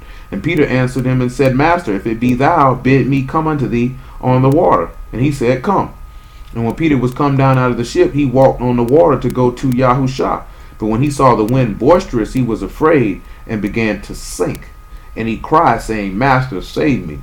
And immediately Yahushua stretched forth his hand and caught him, and said unto him, O thou of little faith, wherefore did thou doubt? And when they were come into the ship, the wind ceased. And then they that were in the ship came and worshipped him, saying, of a truth, thou art the son of Alahym. Of course, remember now, when you see that word worship, you should remember that that means to bow down. So they prostrated themselves before him. But notice the thing that he said. He said when the wind got a little bit of boisterous, he got scared and doubted. See, when it was calm, his faith was strong. When that wind hit, he doubted a little bit, got a little scared, and he began to sink. This is the reason why we read that Hebrews 12, that the sin and the weight that easily beset us, let us lay it to the side. See, you can't sit back and see, this is what I meant when I was talking about earlier, that when we get faced with a little bit of adversity, we fall off. See, it's real easy to trust Yahuwah when things are smooth. But when that wind get a little bit boisterous, will you do what Peter did, and will you sink in the water because of doubt? Because doubt killing us more than anything. Because we continually and constantly doubt the living Alahym versus trusting that he is going to save you. He saved him even in the midst of his doubt to let him know that he is capable and able to save. So looking at that and seeing that, we should be able to handle whatever come our way. We should be able to understand that even when it's calm, he is there, and even when it's rough, he is there. But you have to believe that and know that he is who he says he is, and he will do what he say he will do. Nevertheless, so we've established the fact that they were redeemed out of the house of bondage under this covenant with Abraham, Isaac, and Jacob. And then we looked at circumcision. It's what caused us to become his people. We know from Joshua chapter 5, and for time's sake, we are not going to go through all of that, that he circumcised the people again a second time, because there were people that were not circumcised when they were in the wilderness. We know that circumcision is pointing us to the biggest circumcision of all, which established that covenant to cause us to be his people. So before we look at that, let's go back to Deuteronomy, the 32nd chapter. Praise Yah for the word. I hope everybody understands what we're looking at so far. If not, you could go ahead and send your question however you can send it. Deuteronomy 32 and 6.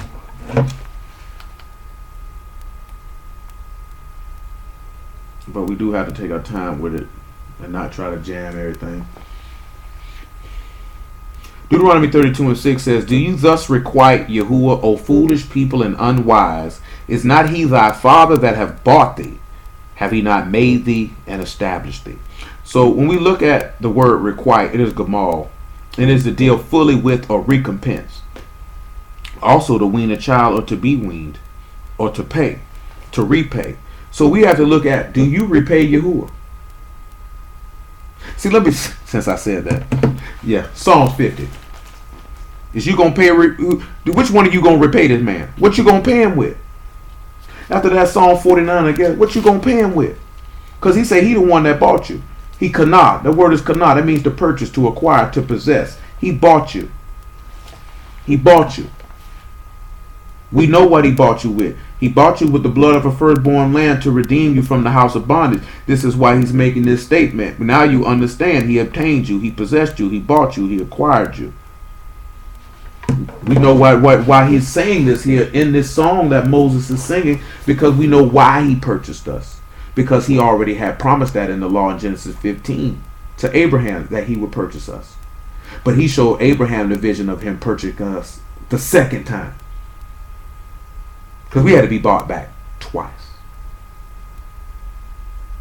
Twice. A lot of our people overlooked that. What did I mention while I was on?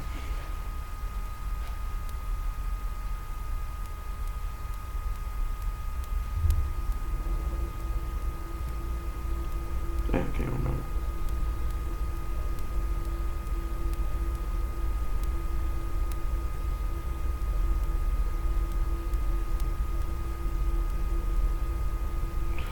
Dang, I just forgot where I was going to go at. Nevertheless, say, do you thus requite Yahuwah, O foolish people and unwise? Is he not thy father that have bought thee? Have he not made thee and established thee? So he's letting you know he bought you. He purchased you. Let's swing our way back to Isaiah, Psalm 74:1 first.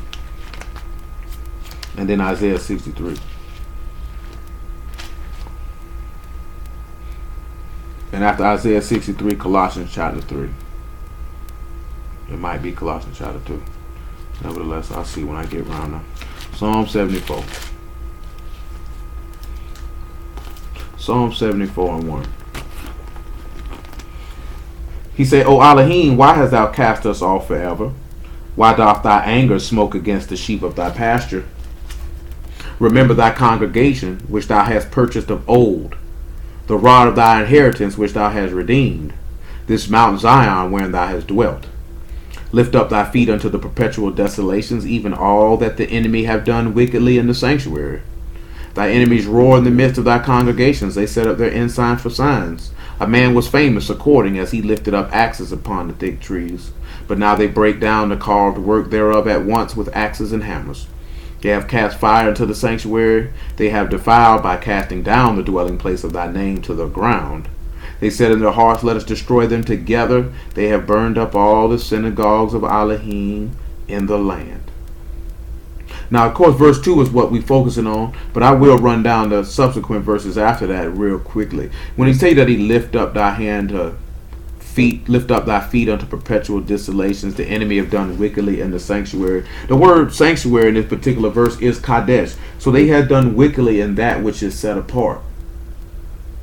The next thing he says is their enemies roared in the midst of the congregations. They set up their ensigns for signs. A man was famous or known according as he lifted up axes upon thick trees. Remember what Matthew told you, that the axe is laid to the root of the tree. And any tree that don't bring forth no fruit is cut down and cast into the fire. We know this is Mashiach that's going to be coming to swing this, to be famous according as he lifted up these axes on these thick trees to cut you down because you're not bearing forth any fruit. He said, but they break down the carved work thereof at once with axes and hammers. Well, that carved work is something that is engraved. We know from Isaiah 49 that we are engraved on the palms of his hands, and that points us to them afflicting this man and engraving them nails in his hand. And they did it all at once with axes and hammers. And then he said they cast fire into the sanctuary by defiling it, by casting down the dwelling place of thy name to the ground. We know that the name of Yahuwah was in him because he said, I came in my father's name and you received me not. His name was in Yahushua. They defiled him. They know they took him off the tree. They cast him down to the ground. He was dead. He was unclean. He was defiled. He had became sin. All because he said to remember your congregation who you had purchased of old, which we already know why he purchased you. He purchased you with the blood of a lamb. You can read that in Exodus 15. It's been established. Y'all should know this. He was asking them to remember to purchase you back. And then they talk about all this destruction that's going down. Now this is a song, Asaph. This is even before the house of Alahym is destroyed. This stuff ain't even happened yet. And this song that we read and the stuff that happened with Babylon hadn't even happened yet. Hadn't even happened yet. So he's prophesying of a natural event that's going to occur and a spiritual event that's going to occur. He said to remember the people who you purchased, the people who you bought. The same way he remembered the covenant in Exodus chapter 2. I paid for these people. They're mine. I possess them. Nevertheless, let's look at that way he remembered that. Luke chapter 1 real quick. To swing then Isaiah 63 and then Colossians 3. This is why he say your body is not yours. You've been bought with a price. So esteem Alahym and your body, which is his. See, we don't even really look at that our bodies weren't ours when we came up out of Egypt, out of Mizraim. He had bought you. He paid for you. Not only did he pay for you with the blood of the firstborn lamb, he paid with you with the blood of the firstborn of the Egyptians, which we dealt with before, which is a similitude of Mashiach. Their blood purchased you to come out as well. That paid for you. See, the blood of the lamb protected you from his wrath. The blood of the firstborn got you up out of there. On both ends, whether it's the lamb or whether it's them.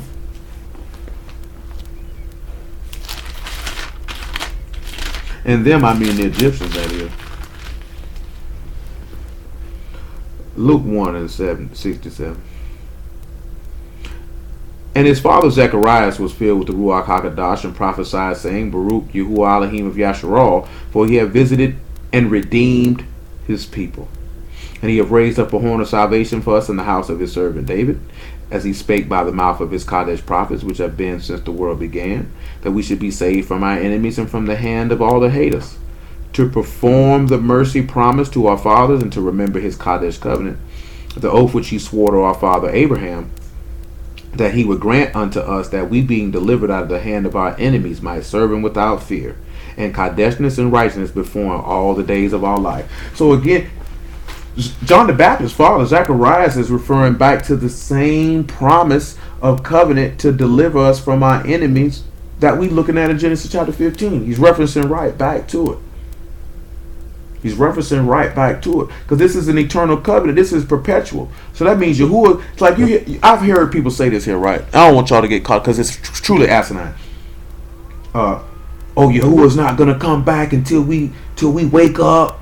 He ain't gonna come back till this person. But Yahuwah coming back when he get ready to come back. When the mystery of Alahym is completed, that's when he coming back. His return is not contingent on X amount of niggas knowing they're an Israelite. X amount. Because if you already ordained to salvation, you gonna return and get right regardless.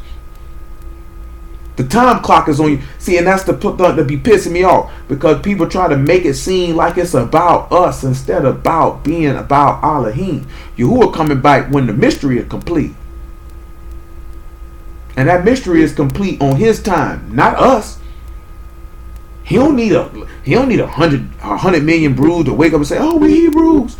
Now we wake up and come back to these laws. He can come back. I heard people say, "Man, if we don't repent, we gonna stay under these curses." Where you read that at? He never said you not going, if the whole nation don't repent, the curses stay. That man never said that. That man coming whether you ready or not. And he coming at the time appointed. Whether you ready or not. Did not the parable of the 10 virgins show you that? He coming whether you ready or not. Does not the marriage supper parable in Matthew 22 tell you that? He coming whether you ready or not. He said the kingdom of Alahym was like a man who draw a net in the sea and take up things in there, and he keep the good stuff in the vessel, talk the old stuff back. He coming whether you're ready or not. So common sense would tell you to get ready. To get ready. Y'all know that Al Green song, he coming back just like he said he would. And you best to be ready. Because he ain't going to delay his coming so you can get ready.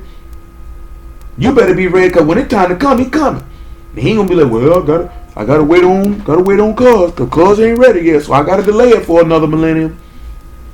Oh, they ain't ready yet, I got to delay it for another 20 years. Shoot, nigga, you should have been ready. Man ain't tell you he going to delay. That man told you, you don't know the hour of when your master come, so you better watch. Because they could come back at the first watch, at noon, at the cock crowing. He said, you better watch. You better be ready. I don't know where these niggas get this from. Don't let nobody have you convince you to tell you that, oh, he can't come back till this, that, then the third. That you better be ready. That man come back when he feel like it. Meaning he come back when the mystery is complete. When all things that have been prophesied and written down have been completed, that man shall return, and he ain't coming a minute late or a minute early, but right on time at the time he said he would come. And if you ain't ready, you gonna perish. Bottom line. You know what I'm saying? Period.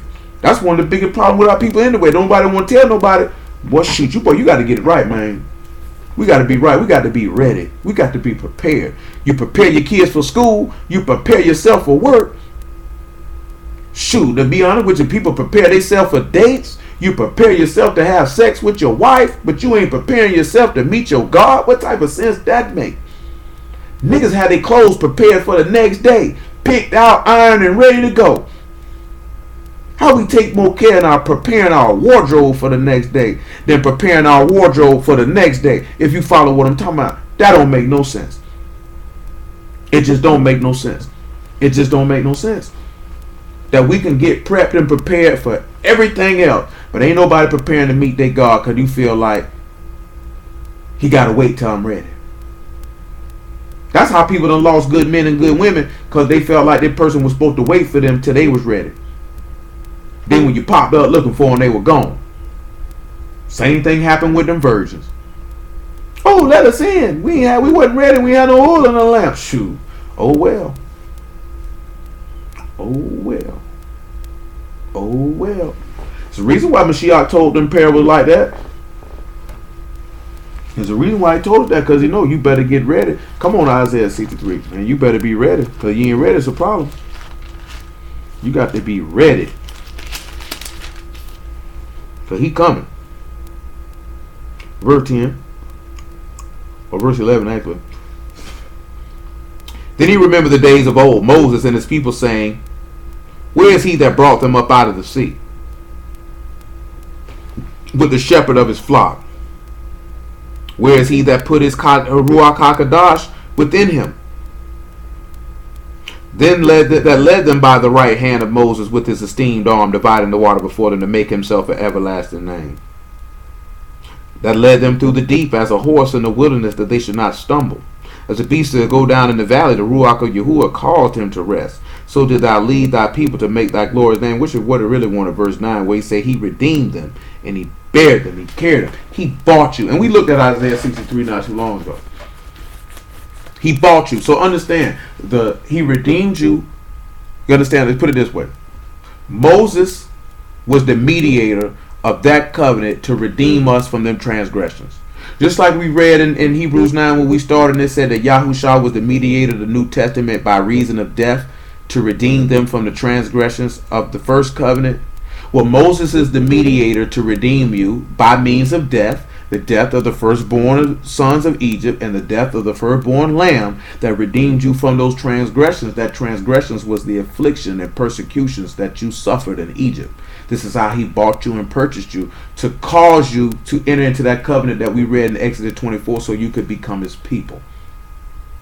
See, we've looked at in the past the differences of the promises between the first covenant and the second covenant, but now we're really going to do a more in-depth examination of this covenant, at least this part of it, till we return back, because it's a lot of mention of it in the law, and we wouldn't be able to cover it in one sitting. And since we're dealing with the law, there's no need to put accelerators on it.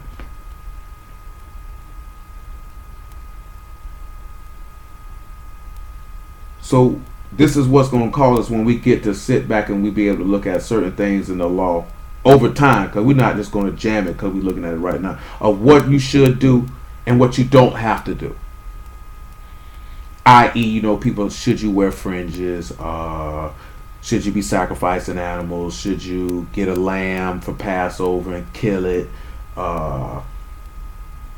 Things like this that a lot of our people. Should you go to Jerusalem? Some things that we've already dealt with individually in the past. Should you have to go to Jerusalem 3 times a year for the 3 feasts? I'm trying to think of other things that's in the law that should shoot. Why should you be stoning people? You know what I'm saying? Things of this nature. So you can actually understand the differences and the variations of the covenant. But before you can even get to understanding the differences and variations in the covenant of what you should do and what you shouldn't do, you need to understand and know what you were being redeemed from in the first place. Because to know what you should do and what you should do is inconsequential if you don't even know what he was buying you back from. So Yahuwah willing, will start the process on the morrow of looking at each individual thing that he pointed out that we did specifically that was a violation of that covenant of why we needed to be bought back from in the first place. Then when we get to see that, the first thing that we should be understanding is that truly Yahuwah loves a stiff-necked, disobedient, rebellious, wicked, perverse, faithless group of people. And that truly we are not worthy of any of his majesty, any of his mercy, any of his love or his salvation. And that should cause us to prostrate ourselves, to worship him all the days of our life, and consistently and constantly call on this man's name as long as we have breath, and to praise him as long as we have breath, and to serve him in the righteousness of his right arm and the person of Yahushua HaMashiach to the saving of our soul. Nevertheless, Colossians chapter 3.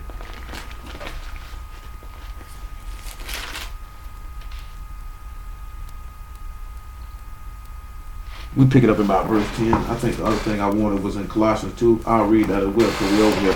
But both of them going to work. They both going to work. It is 11 on the dot. We finna get ready to wind it down. We do need to clear up the circumcision aspect of it before we slide out of here, though.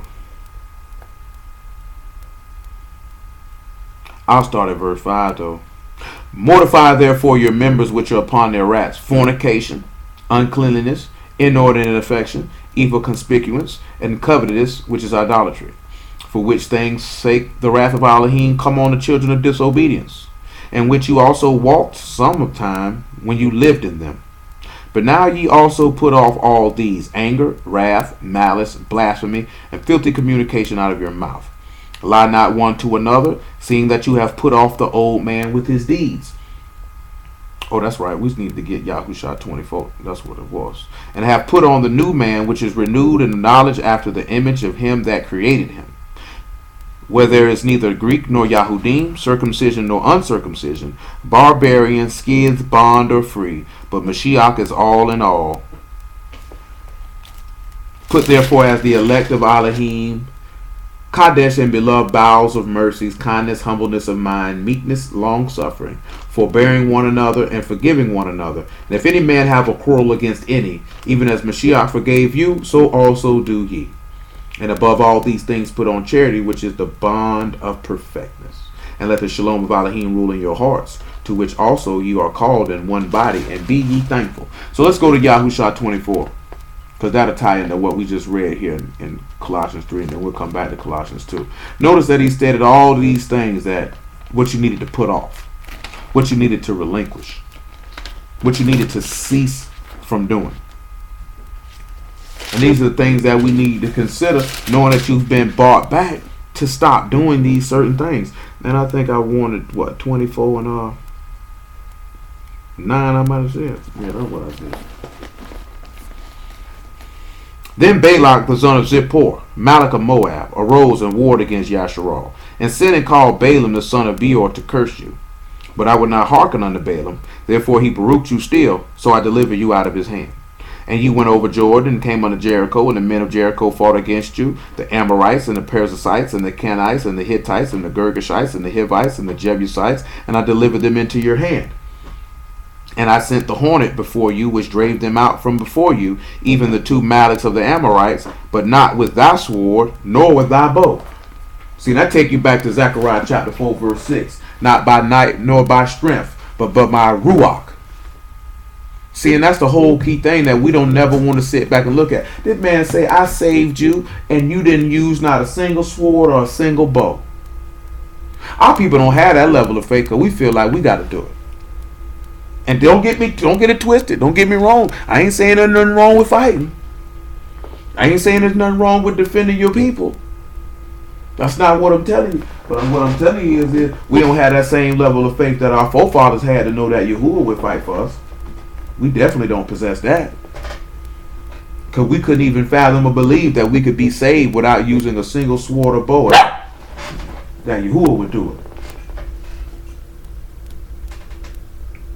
Verse 13. Well, find you somewhere to go. And I've given you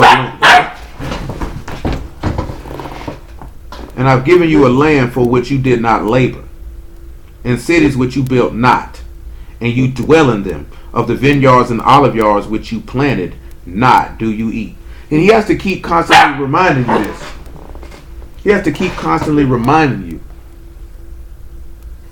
that you didn't labor or work for anything that you had, that he gave it to you.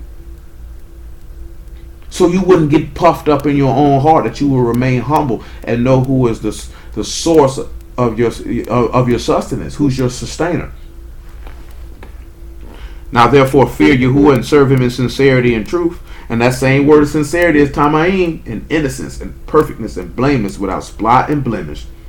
And put away the gods which your father served on the other side of the flood, and in Mizraim, and serve ye Yahuwah. And if it seem evil unto you to serve Yahuwah, choose you this day whom you will serve, whether the gods which your father served that were on the other side of the flood, or the gods of the Amorites in whose land you dwell.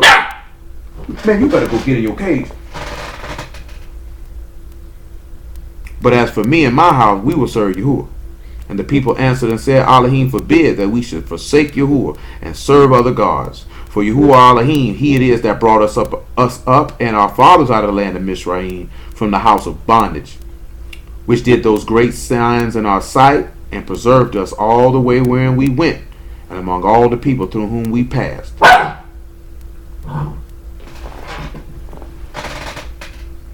And Yahuwah drave out from before us all the people, even the Amorites, which dwelled in the land. Therefore we will also serve Yahuwah, for he is our Alahym.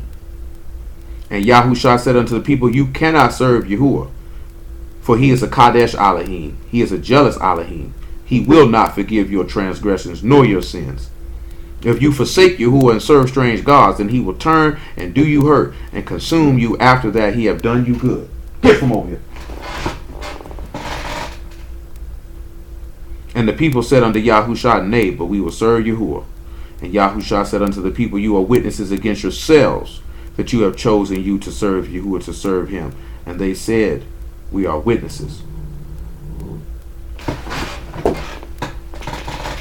Now therefore put away, said he, the strange gods which are among you, and incline your heart to Yahuwah Alahym of Yasharal. Notice what he said. He told these people after he told them, he said, you can't serve him. He won't forgive your sins or your transgressions. Because you can't serve this man in vain. You can't do what you want to do and profess you're going to serve this man and then turn around and do something different. He had to let him know, if this is what you're going to do, then this is what you're going to do. But if you choose to do this, you say this is what you want to do and this ain't what you want to do, he's not going to forgive you. He sat back and told you need to incline your heart. We're going to look at that word incline while y'all swing to Colossians chapter 2. I didn't want you to really pay attention to what he told these people. He told them if it seemed evil for you to do it, serve these false idols. He said, but me and my house, we're going to serve Yah. The people said, we're not going to forsake Yah and serve other gods. They stood up and said, he the one brought us out the house of bondage. He the one drove out all our enemies. And Yahushua responded, well, boy, he's a set apart Alahym.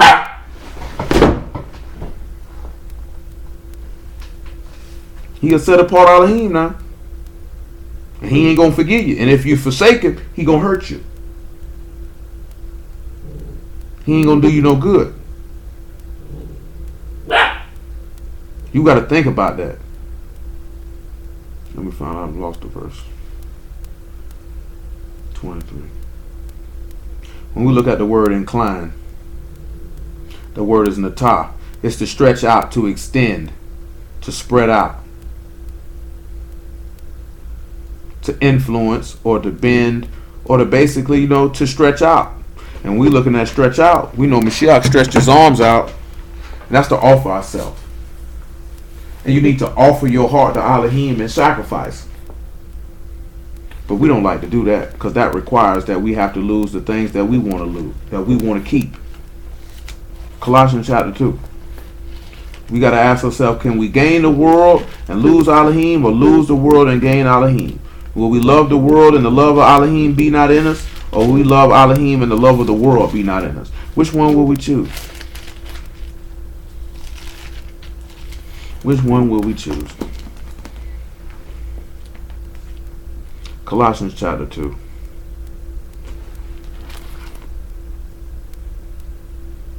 We pick it up at about verse 11.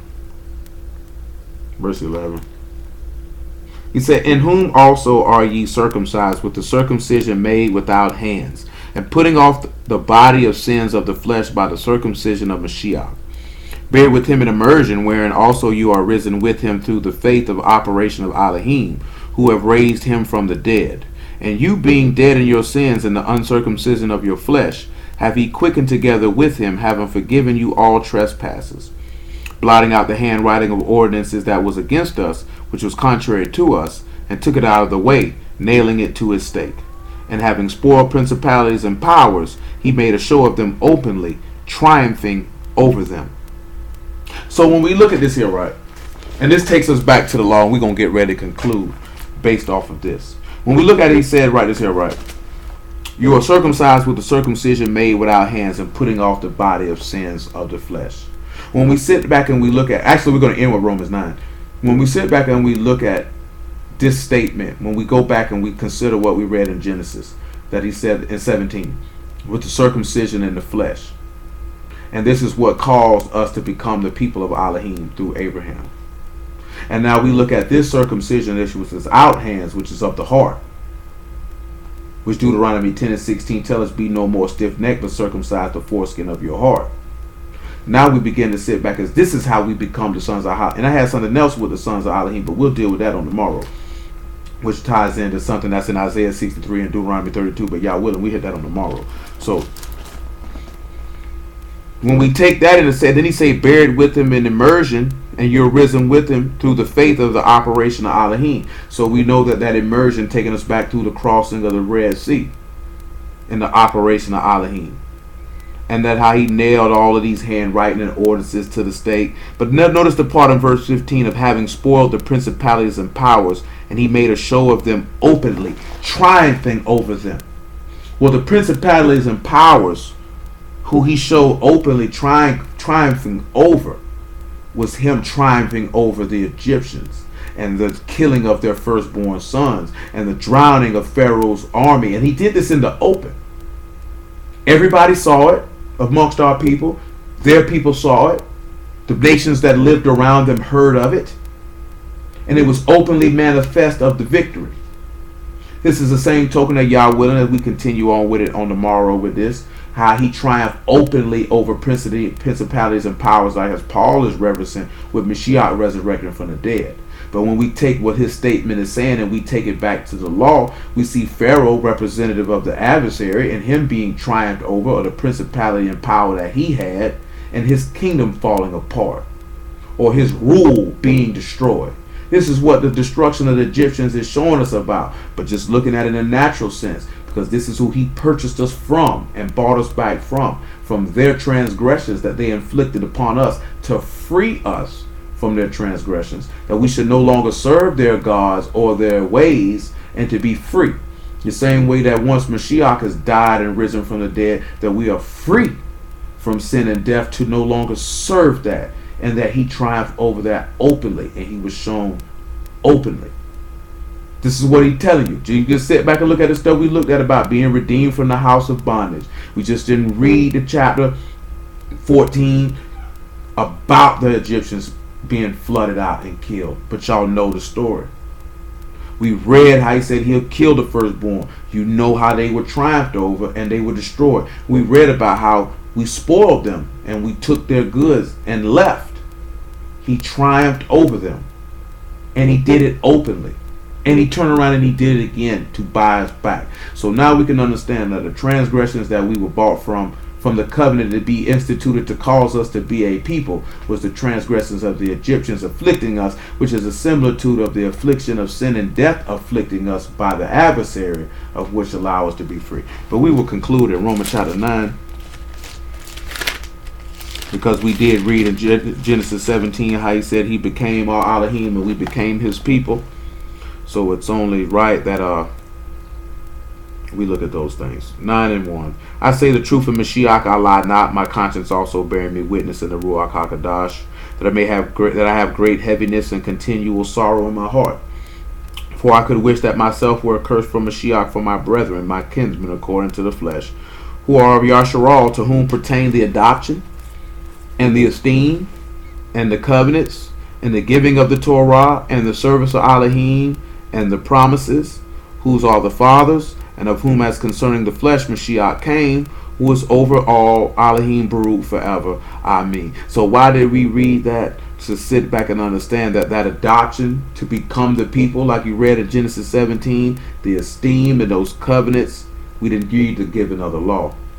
So was pertaining to what went down in Genesis 17 to establish that particular covenant, which was given to Isaac, which was given to Jacob, and then we were able to be redeemed from the house of bondage to be a partaker of said covenant, so that we become the sons and daughters of the living Alahym, which we'll get to with that, because about the verse in Deuteronomy 32 and 6 and another verse in Isaiah 63, which references that of him being our father and we being his children. And then we will be able to tie that into the second part of this particular matter, which is the redemption of the transgressions under the covenant after we became his people and we defiled said covenant. So, hallelujah for Yahushua in the word. We will stop it right there.